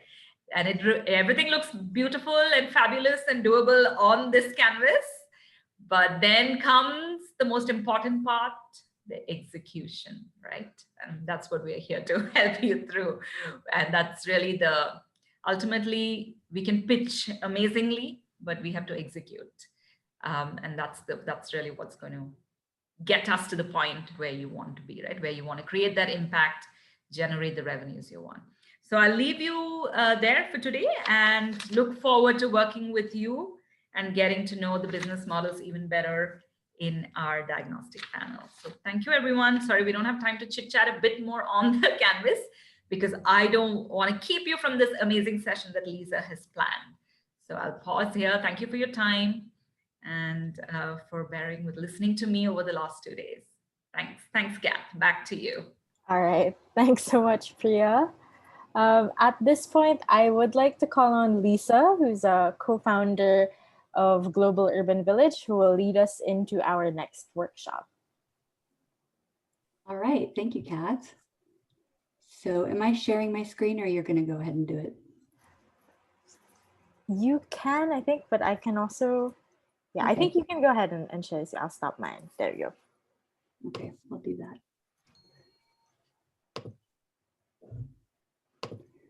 All right, well, if there's anybody I haven't met yet, I'm Lisa, as Kat said, and you guys probably heard Ian sharing a little bit about Global Urban Village on the first day, but I would just start a little bit further back to give you a little more about my background. I come from a marketing background in the professional services industry in a global consulting firm, and corporate leadership was my other role. So in those roles, I worked in operational systems design, organizational design, and sales and marketing strategy. But all throughout my career, I've had an incredible passion for leadership. And so today, I thought that it would be a really nice exercise to talk with you guys about leading with resilience. You know, we've all had this very difficult year of responding to challenges, and responding to challenges is something that's part of every entrepreneur's daily life. So all entrepreneurs really have to be resilient to begin with, but it is a really valuable skill. And so I thought we could explore it a little bit today and have a little fun doing it as well. So we'll start from the beginning, the definition. So resilience is very simply the ability to recover from or adjust easily to challenges and change.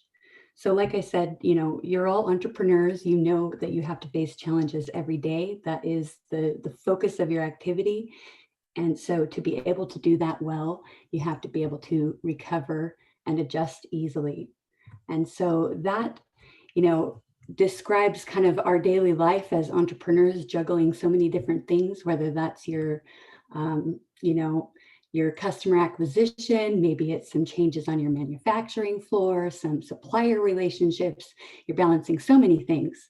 And then an unforeseen challenge occurs, like COVID-19. And then it's up to you to then reorganize those responsibilities again, hopefully in a slightly better way, to be able to balance those responsibilities and challenges again. And that piece in between there is where resilience occurs as we recover and respond to change. So it is actually a process. And with any process, it's something that you can practice and build in your daily experience. So resilience is a challenge comes in, whether that's that COVID box crushing the stick man, or whether that's a more daily challenge. You have a team member that can't show up when you expected, something simple like that. You begin with awareness, step into assessment, and then you respond. And through that process, you're able to recover and move on. So resilience is not just, you know, how we live and how we show up. It really has to do with our ability to have awareness of what's going on around us, to understand the challenges we're facing, and to act quickly and make decisions. So with resilience as a practice, I thought it's better, rather than to just talk about what it is, we might want to have something more experiential, which reminded me of a time when I taught a leadership class that was conducted while climbing a mountain. So we basically took the class to this location. It was in Italy, the Dolomite Mountains, actually. The name of this particular peak is the Schlern. And we gathered the class and set the stage of information and what we're going to explore during the day. And then we set out on an actual vigorous hike where we're climbing the mountain together and actually living the experience of facing challenges while we discuss the strength of building leadership skills and resilience as we do it. So now we're in the COVID times and we have to remain virtual, but I thought it might be a fun way to share with you about this, to do a virtual mountain climb.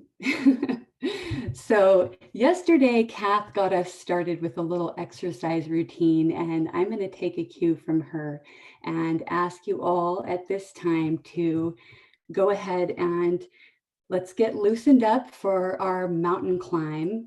Let's all stand up and start a little bit of marching so that we can get the blood flowing and just get engaged with this idea of resilience.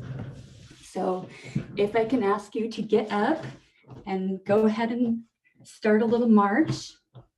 Now, it's a really rocky and steep climb, so you're going to have to also reach with your arms.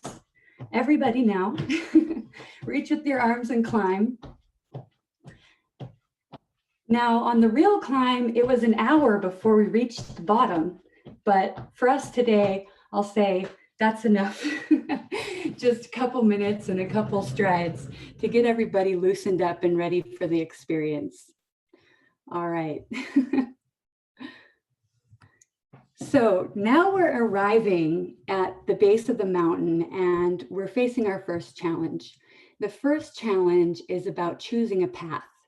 And I'm not the best photographer, but you can see that some of the participants here are on a zigzagging path up the mountain. And there is also a very steep and direct path. So as you approach this particular challenge, what you have to do is, again, face that challenge through awareness, assessment, and response. If you take the zigzag path, it's safer and slower. If you take the more steep path, then it's a little bit more dangerous, but you might get there more quickly. The rocks are looser, there's many details you have to assess. And of course, this is just a metaphor. So I thought it might be also helpful to share a real story about, well, I guess this is both real stories, about an entrepreneur that I know who faced a very difficult challenge this year as an example. So this particular entrepreneur was about 5 years into her business and was quite successful. Her business was manufacturing of clothing in an ethical fashion using all sustainably sourced materials. And they had built to having their own factory, their own retail outlets, and a very successful online to consumer business, as well as some corporate buyers who were buying large lots of clothes from them, like logo t-shirts for their businesses. So when COVID hit, they faced some very difficult challenges, and those required them to shut down the retail outlet and then shut down the factory altogether. And so what this entrepreneur had to determine was how to respond to this situation. And what she saw as her only path forward was actually to shut down the business completely. They didn't have the capital to ride it out. And so in her choosing of the path, she showed a tremendous amount of resilience because she didn't just stop there and focus on the failure that she was experiencing. She then called out to her network. She called me and she said, I have this very sad story, but she didn't focus on the sad part of the story. She focused on, what can I do to help my workers with continuation? What can I do to utilize the inventory that I still have? And she called me to brainstorm ideas and focus on how she could continue to make the most of the situation. And so it was quite a testament to her ability to be positive. And through her outreaches of this kind, she ended up identifying a buyer when that wasn't even something she was thinking was an option for her. So it was really through her resilient mindset that she was able to find a path that she didn't know was possible. So it was really, in the end, a very positive story, because the buyer had the capital to ride out the pandemic and the business will continue. And so everybody sort of wins in that story. So I share that story as an example of a person who's facing a challenge and choosing a path to respond. And so what I'd like to ask you guys to do in a breakout session, we're going to do 8 minutes, 4 minutes for each person. Just go ahead and think about this year and identify a challenge that you faced, and just share with your partner what the path you chose to respond was. So that will be our first challenge, and we'll go ahead with setting up the breakout rooms now. Kath, are you able to go ahead and send us over? Yes, okay. I think everyone should receive a prompt on the screen now.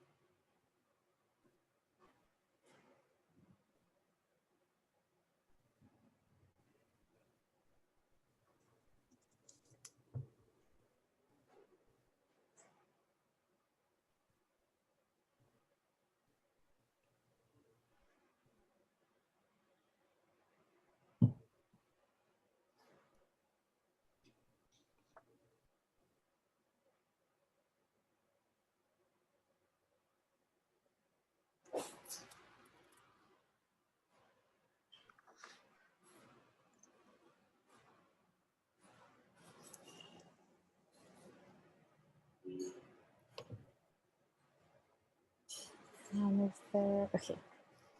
If everyone is there.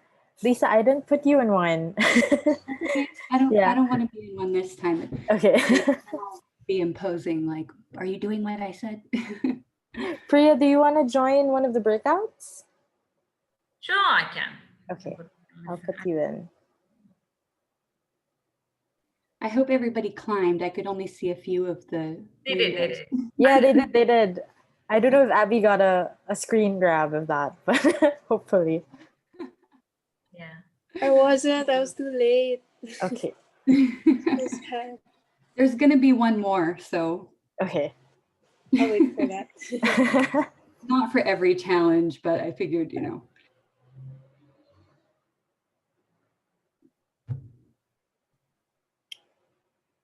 Okay. That was actually the saddest story that I had heard during the whole pandemic. Yeah. And then it completely turned around. I mean, she was in tears, you know, when we had that first conversation. I mean, she remained very positive, and it was a testament to her resilience, obviously. But yeah, that was a sad one. And now it's a happy story. Yeah, that's great.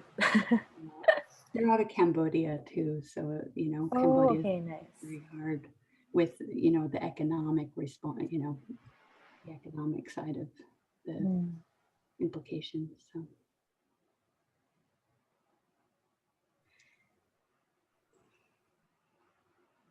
cool.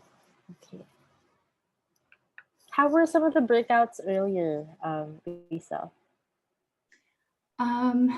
Let's see. I keep ending up with Claire from Pune. Punamu. Okay. Yeah, which it's interesting that, you know, it's interesting having her here. She was sort of facilitating, and maybe just a natural personality trait of hers, but Billion Bricks, Janine from Billion Bricks and Za also shared, and we spent more time with Janine. But one of the cool things that was happening in their conversation is, Za was saying they're thinking of adding solar. Oh, okay. And so they were discussing that, and based on just the chat boxes and stuff, it sounds like other kind of collabs are at least starting to be discussed. I saw 2 other comments in the chat where they're saying, we'll have to talk about this more. Maybe we can work together next year. Some things like that. So that's interesting. I've seen a lot of those messages. So I think, across the board, I think people are just reaching out to each other, which is great. Yeah, it's really good. I mean, those ideas were kind of, in our discussions, we were floating around how things fit together, but just to see how collaborative everybody's being is really good. Yeah, and how organic it's all kind of like coming up. Yeah. Cool. Okay. I think we're 1 minute away from the halfway mark. So I will prepare my prompt. I ended up trading out on these photos. These are real, but the photo I had of the class at the top was just not very good. So I put one at the top because it just had the people against the rocks. It didn't show the view. And since nobody cares who the people are, pick a nice one from Google instead. See how I can hop. Then I came back. Oh, you came back. Good. I don't think, I only heard one. Someone is having, Francis is having, ironically, issues. Oh, somebody is alone? No. There are 3 of them. I was in the 3 people group. Oh, why are there 3 of them? Because I guess there's Janine and Prasoon, maybe? No. Huh? Oh, there are 3. I forget who the 3rd one was. Oh, Francis has 2 people participating today. Yeah. There are 3, 100%. Check. Which is okay because one of them had internet issues, so worked out well. Okay. Oh, okay. I think I split up the Sampangan team. Yeah. So yeah, but everyone has at least 2 different startups. So Francis is having some issues? Yeah. So Janine decided to go. But I think that's always the tricky part about just doing pairs, because if someone drops off or has internet issue. Oh.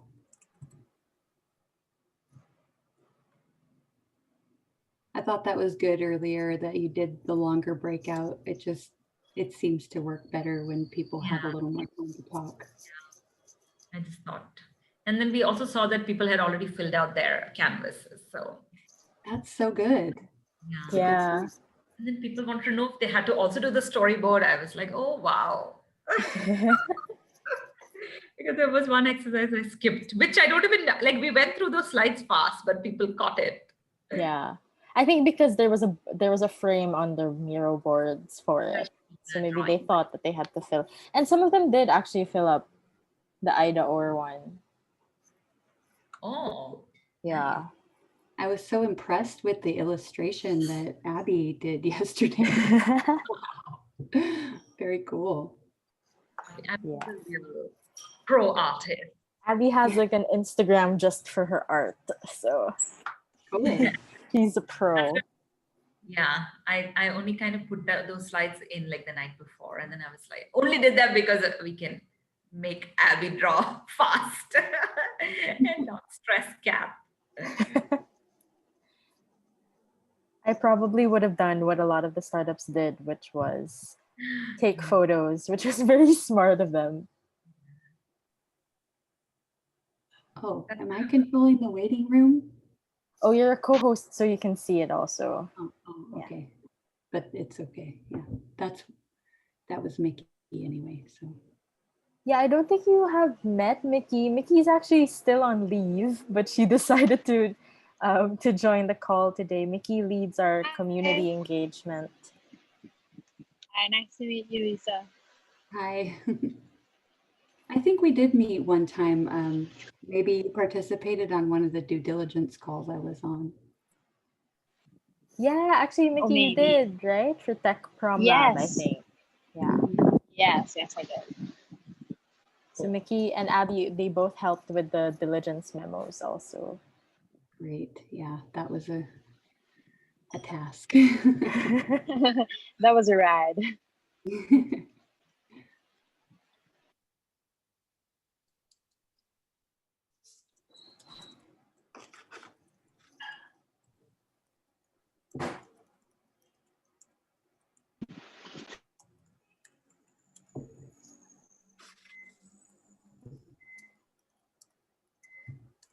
Okay, 1 minute left.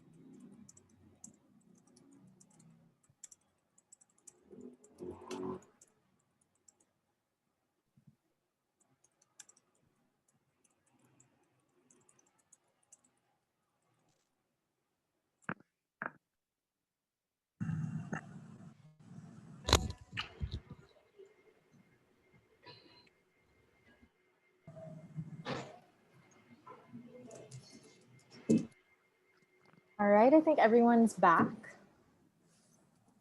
Okay, great.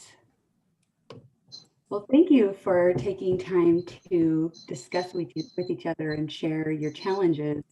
I hope through that discussion, you both had an opportunity to reflect on and notice that you are resilient, and also that the other entrepreneurs that you're speaking with are resilient.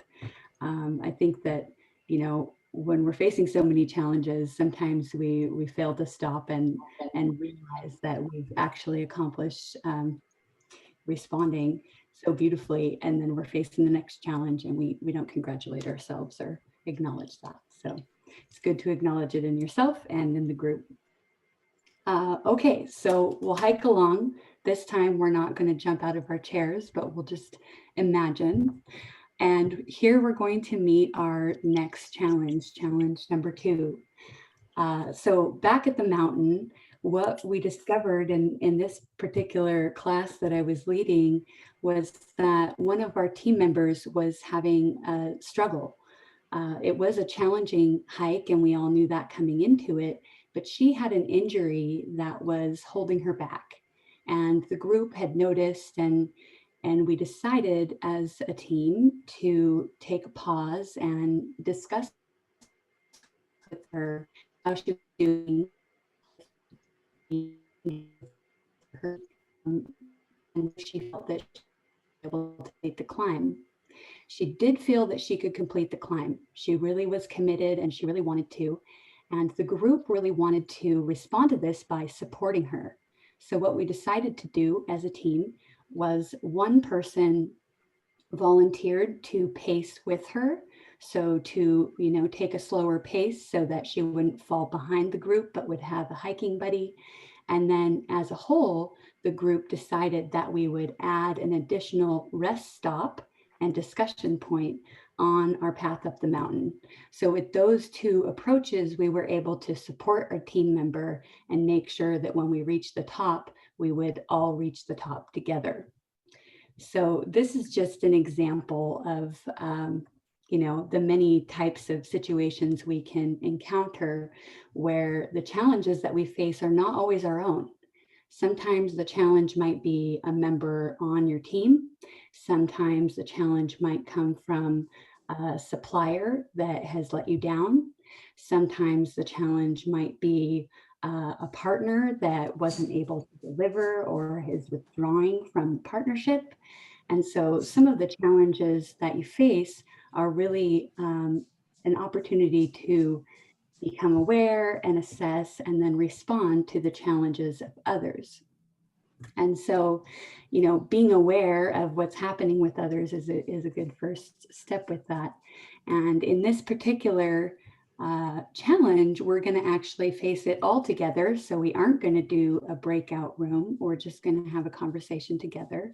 And I'd like to call on the group to see if anybody is willing to share a story about how they were able to respond to the challenge of a business partner, an aspect of their business or their team that was outside of yourself and your immediate business operations. Do we have a volunteer?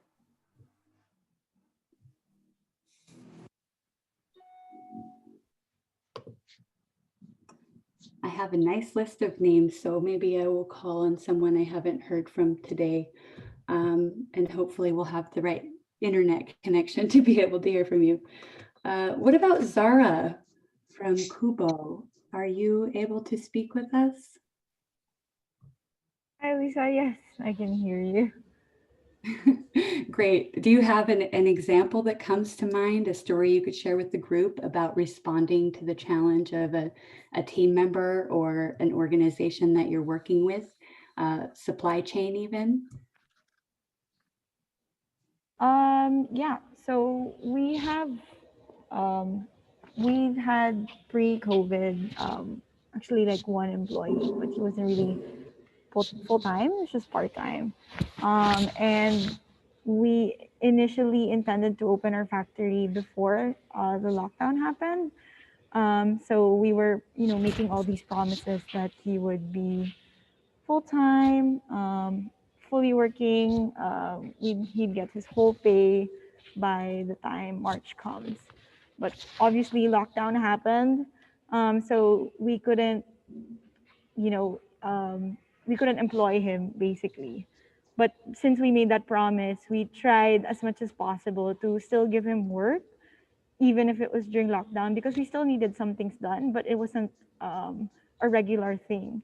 So as much as possible, just so he could have like a source of income, we would find other things for him to, accomplish for us, for our company, just so he could get something for that day.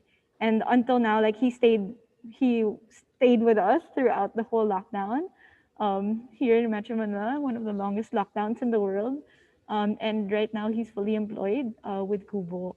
And we're just lucky to have someone like him who stayed resilient with us, who stood with us. Even if during the lockdown he wasn't working full time, he was also trying to find other sources of income on his own.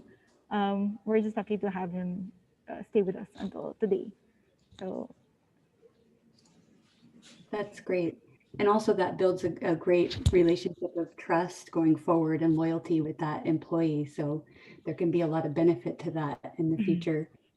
As we grow our organizations, of course, and add more employees, it does add to the need for improving our leadership skills.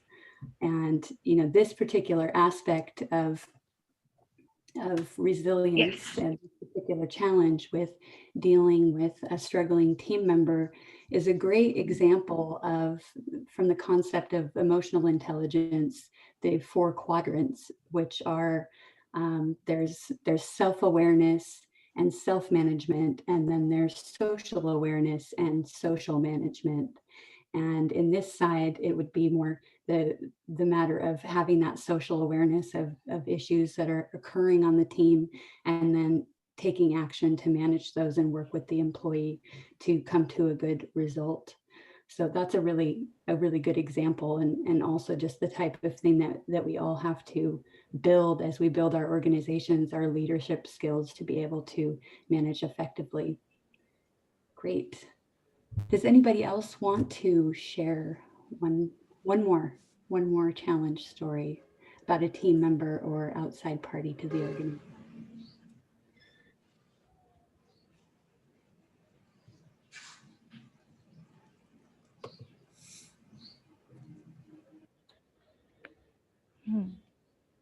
How about, let's see who we've got here. Kongi, my dream home. Yes, would you be able to actually, during the COVID camp, early, my business, my dream home that we sell the brick to people directly, we face a significant problem. We meet with the team, we decide whether we continue to sell it during the COVID sprint or not.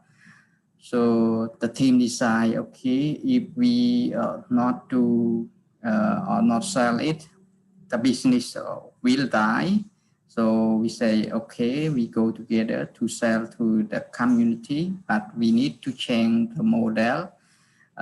Before we train a lot to the community, buy a lot of people. So instead, we do it just individual. We call the homeowner or local, some local builder that live nearby only. So yes, even some face of challenge, and actually we also face the before the COVID, we sold around 20% to contractor developer.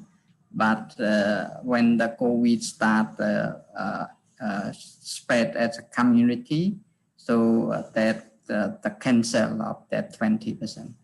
But after we change some business model and the team continue to let's say teach to the community, the sales start increase. So we still can grow during this hard time.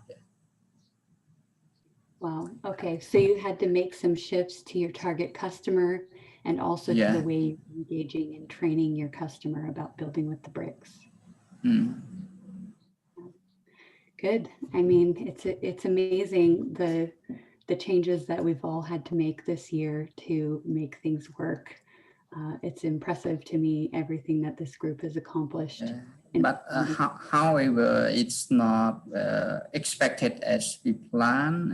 We have two production plants, one in Siem Reap that seriously affect because the province depend mainly on tourists. So it zero-tier foreigner to come to Cambodia now. So it's really hard. So we lost for this one province, but the other we can sharing the benefit from the capital to save in Siem Reap.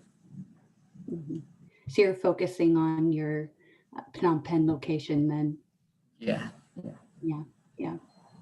Well, and that goes back to in the conversation with Steve, really focusing on getting it right with that initial structure, whether that's one geography or, one factory, making sure that you're really strong in that initial build out before you go and expand too far. So that's very good. Thank you so much for sharing.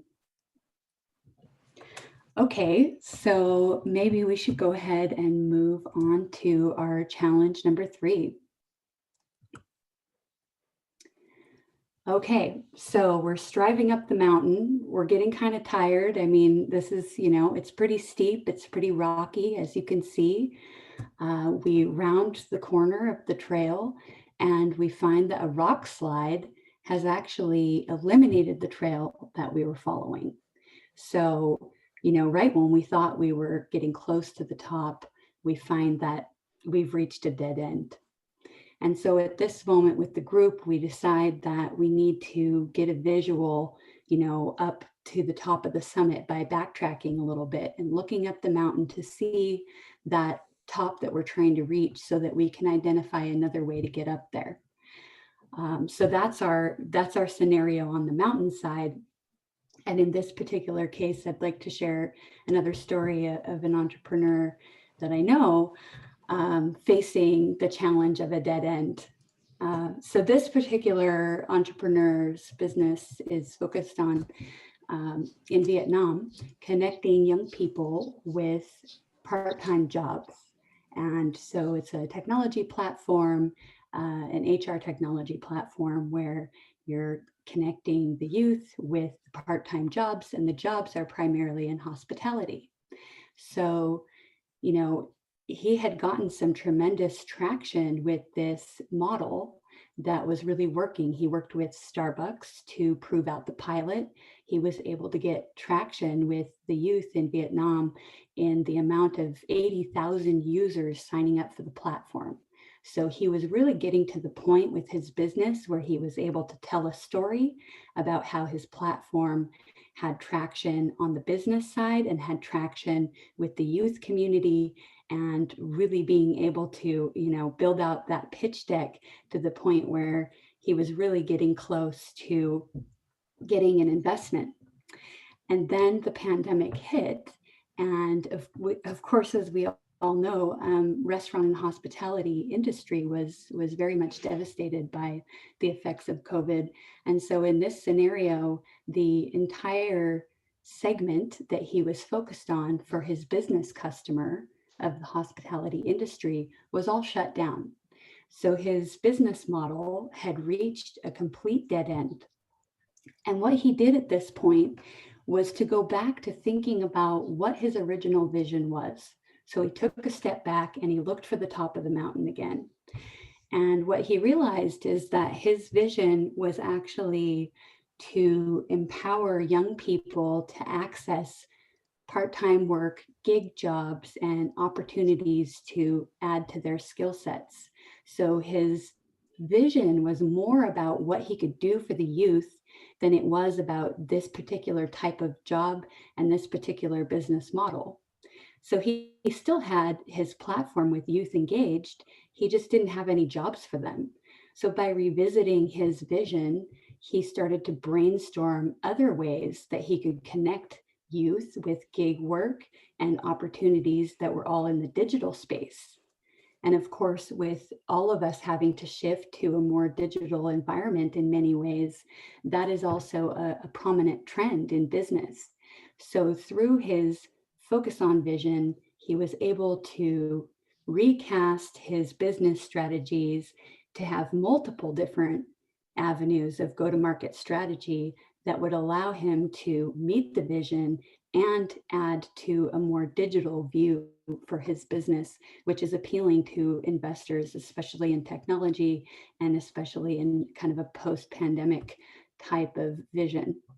So his story is a great resilience story because, to see the business that you've built and the success that you've built reach an absolute dead end like that could really be enough to put somebody off of continuing forward. But instead, he focused on what his original vision was and was able to have that show him the way forward and brainstorm around that vision and invent that new way forward. And I'm happy to report that he has been able to develop those strategies, and he's close to gaining some considerable traction in those spaces. And so he's back on the path towards aiming for investment, which is great to see. So for this particular challenge, I would like you guys to think about your vision for your business and whether that vision has changed as a result of the experience of this year, or perhaps has it helped you to find your way forward. So, hopefully you have a quick way to talk about your vision that you have already practiced before, but I would invite you to, in your breakout group, share your vision in a concise way, and then just have a dialogue with your partner about, how that vision has played out for you in the year, whether it's changed and whether it's guided you. Okay, so this will be our last breakout of the day. We're going to do 8 minutes again, so be half for each of the parties to go ahead and share. And Kath, if you will, separate us up into groups. Yep, I think some of them are already in the group, so you should see a prompt on your screen, and you should be there in a few seconds. Great.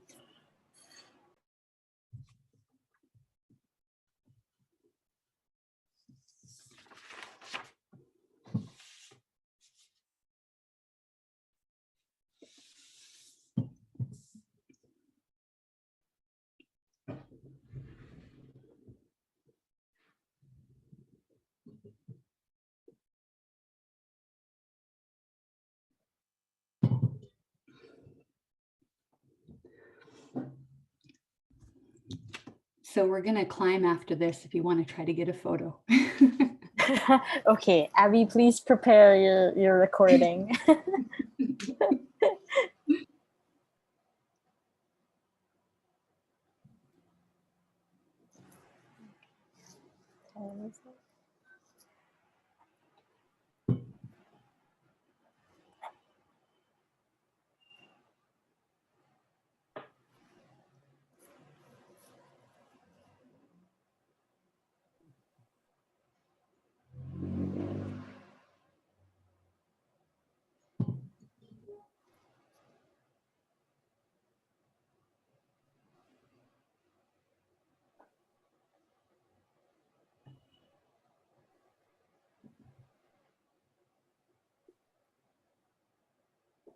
Oh, we're way over. Well, I'll be able to wrap this up really quick at the end here. Yeah, I'll also speed through my diagnostic panel stuff. Oh, we have that. And we can just explain it on email after. I mean, yeah, I was like, oh, I'll just go faster, but I added the extra time to the breakouts, but I don't know. I think it was the time it was supposed to be, but also I should have shortened it today.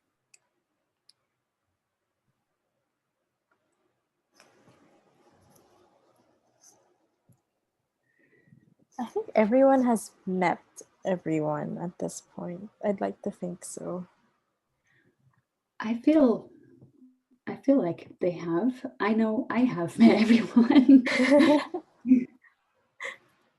But with the breakout groups, in addition to the icebreakers, I mean, they're getting quite a time together. I don't know if you're juggling them every time. I mean, it's probably hard to make too many different combinations. Yeah, I mean, I do have a list, but sometimes it doesn't work out because people keep dropping off. But I think they've met everyone already. That's great. That was one of our goals for this week. Yeah. Met in a way that, had some one-on-one qualities to it. Personal way.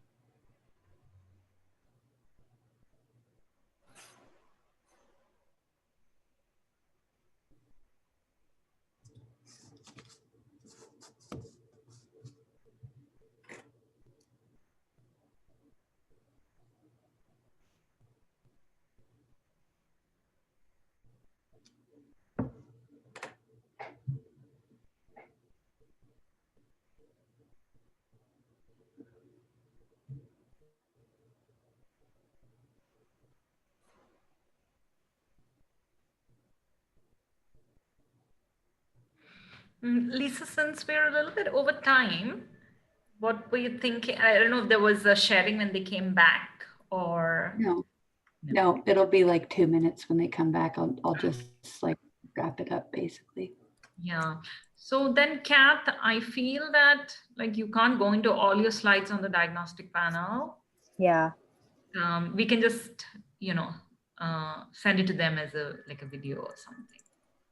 Yeah, actually, I do have a power, just like a PDF of just those slides that I can send over email. Yeah, and we can just send a little video with an explanation. Yeah. Okay. Yeah. So that we can let people go. Must be getting hungry.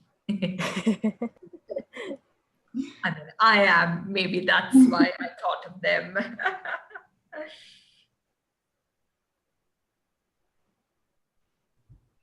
I had that little snack break earlier when they were working on that. Very important.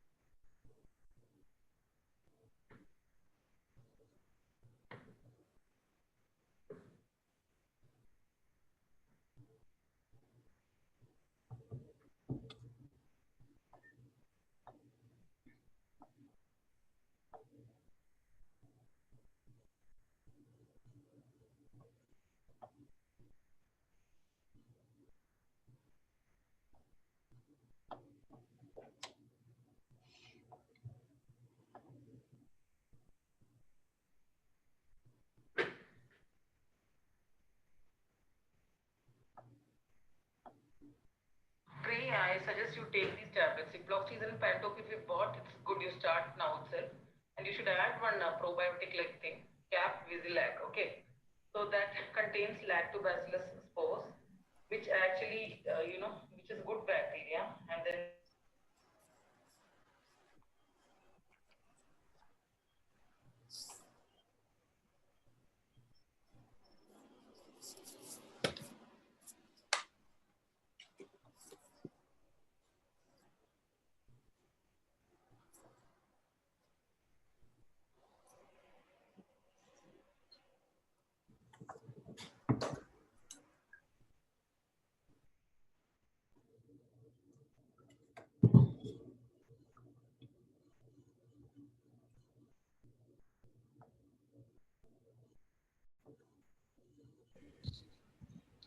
in agriculture.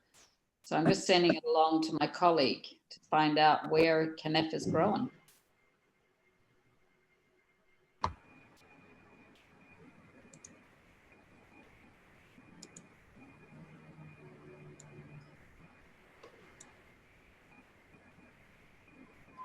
Okay, I think everyone is back.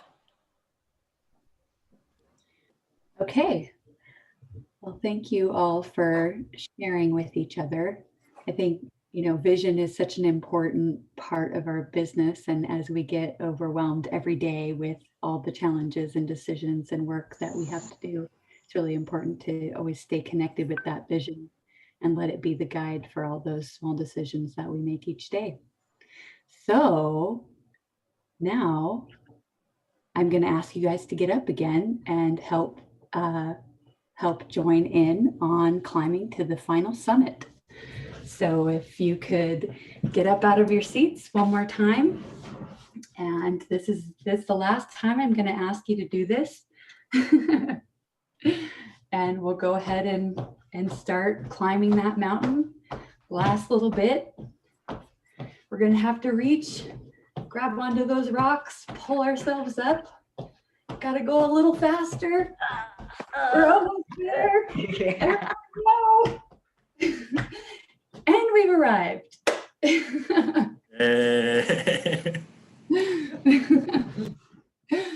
Okay. Thank you so much for joining me in the mountain climb. Now that we've reached the top, it's an opportunity to reflect and celebrate. So, you know, in the challenges that you shared with each other in the breakouts and with the broader group, you know, there's just been an incredible amount of examples of resilience in your work as entrepreneurs and in the leadership that you're showing. So it's something to always take a pause and recognize those accomplishments. I mean, we've all reached almost the end of 2020 and survived a very challenging year. So there is much to celebrate. And so in closing, I'll just revisit really quickly that resilience is a process that we can cultivate. We can work on this and improve it as we go forward. And it's something that is really beneficial and useful as we navigate our challenges. In our mountain climbing challenge, we chose a path. We used our awareness, assessment, and response to respond to the challenges on the team. We focused on the vision and we reflected and celebrated. And so from a broader sort of reflection on this exercise, you know, entrepreneurs face challenges every day. So naturally, if you're in this type of work, you already are a resilient person. And so that is something to embrace and celebrate, and to also be aware that building your resilience improves your leadership effectiveness. So it's a practice that you can always have a focus on going forward. And as your businesses grow and you have more people to lead, it will make you a stronger entrepreneur and a stronger leader. So thank you everybody for participating today. I really enjoyed the chance to share this experience with you, and hopefully next time we can do it on a real mountain. All right. Thank you so much, Lisa. I was actually just thinking that, like, had we all been together, we would have climbed a mountain together with Lisa leading us to the summit. All right. I know that we're, you know, kind of over time today, but I just wanted to leave with a few more reminders about our next steps after today's Learning Lab. So again, thank you all for your participation over the last 3 days. We hope that it was, you know, very valuable and useful and fun for you as it was for us organizing it. So as we mentioned, you know, our next steps in the accelerator after today is to coordinate and schedule your diagnostic panels. I think we've been in touch with a few of you already with some schedules for next week. And the others we will schedule for the first week of January. So I just wanted to go over very quickly. Oops, give me a sec.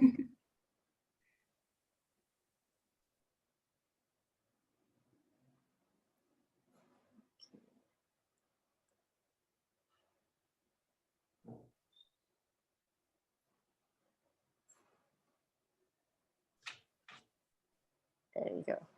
Okay, so I just wanted to go over, you know, what to expect for the diagnostic panel, what it is exactly. So it's really, you know, a strategy session where you get to deep dive into the key risks and opportunities of your businesses. And then also kind of, you know, touch on the challenges. And I think, you know, we did sort of do some reflection exercises on our first day, but really share more about these in depth to a panel of sector mentors and experts who can help you with, you know, some key actionable milestones and like actions that you can work on throughout the program. So the diagnostic panel will be made up of experts who can offer advice that is grounded, practical, and actionable, granular in detail, and reconciled across multiple stakeholders. So, we've curated a list of mentors who work very closely, have expertise in the sectors where you work in. And so we are coordinating just some schedules there. So we'll reach out to you with a more detailed email about what you have to prepare. And we can also jump on a quick call and send some videos about, how the diagnostic panel will go over. So in terms of participants, so there will be the panel itself, and then our teams from Vilgrow, Global Urban Village, and Habitat for Humanity will be there as well. And we would encourage you to bring your management team to join the session. So more than just the founders, but representation across all key functions, because we will be able to kind of touch on all of these during that session. It's a 2.5-hour session. So I know that's a lot of time to ask for, which is why, the coordination will be a little bit tricky for all of us. So thank you in advance for your patience and your participation for this. But we really, really, do hope that you'll come out of the session with, key milestones and actions and new strategies in place for a lot of the challenges, the risks, and the opportunities that you'll talk about. So I'll share a more detailed email with these and also a template that can guide you for the session itself. And I'll send that within the day after today's session. So given that we've gone through the business model canvas yesterday and today, that will be sort of the main framework to follow. And then, show us also just a snapshot of your financials from the last 12 months, and then present the key risks and challenges around these 5 categories. So again, we will send a more detailed email, and if you have any more questions about the diagnostic panel, please feel free to reach out to us, and we'll be happy to kind of answer any questions there. And we'll also work on the coordination for your schedules before we head into break. So just before we go off, some final reminders. Again, if you're not part of our Telegram group chat yet, please do join us. The link has been sent to your emails. Our Mighty Networks group is also up. We've been posting daily recaps and also all of the pitch decks that have been used from each of the sessions up on our Mighty Networks page. There's also an introduction part on Mighty Networks. I want to give a shout out to Angela and Jacob, who are the first 2 to introduce themselves there. So if you guys could jump on that part of Mighty Networks and introduce yourselves, that would be great as well. Again, diagnostic panel preparation would be to prepare your business model canvas, and we'll send over a template and more detailed instructions in an email. I also just wanted to remind you that we did include these virtual medals in your virtual goodie bag. So you could see here a sample on the right of the screen. This is something that you can add to your website, to your pitch decks, or your social media posts, and tag us. We'd love for this community of ShelterTech entrepreneurs to continue to grow and to be proud of, being part of this network and platform. Again, we will be on holiday break from December 19th to January 5th.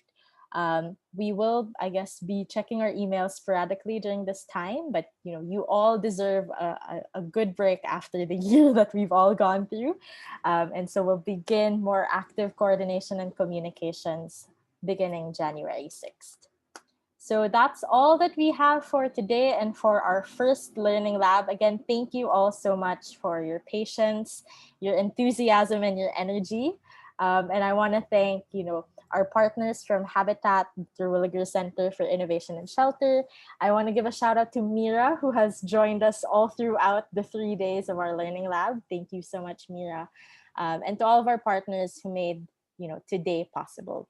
So thank you all. Please go grab your lunch, and we'll be in touch very, very soon. Thanks, Kat. Thanks, Thank you, everyone. Thanks, everyone. Thank everyone. Take care. Thanks, Kat. Great work. Take care. Bye. Thank you, guys. Bye. We'll see you soon.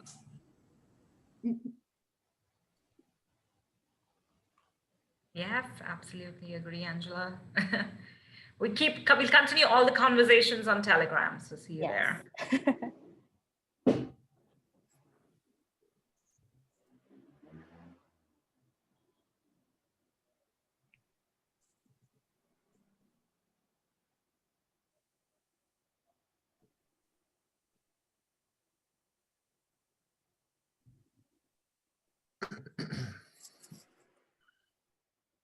All right. Bravo. Francis, I don't know if you dropped off towards the end, but we just wrapped the session. So we'll send a follow-up email with all of the instructions. Yeah, sorry guys, my internet has been playing up, and sorry. No worries. Yeah. Thanks, guys. All right. Thanks, Bye. Francis. Bye. Bye. Yay! Wait, I'll stop recording. Hold on. Okay, there. Yeah.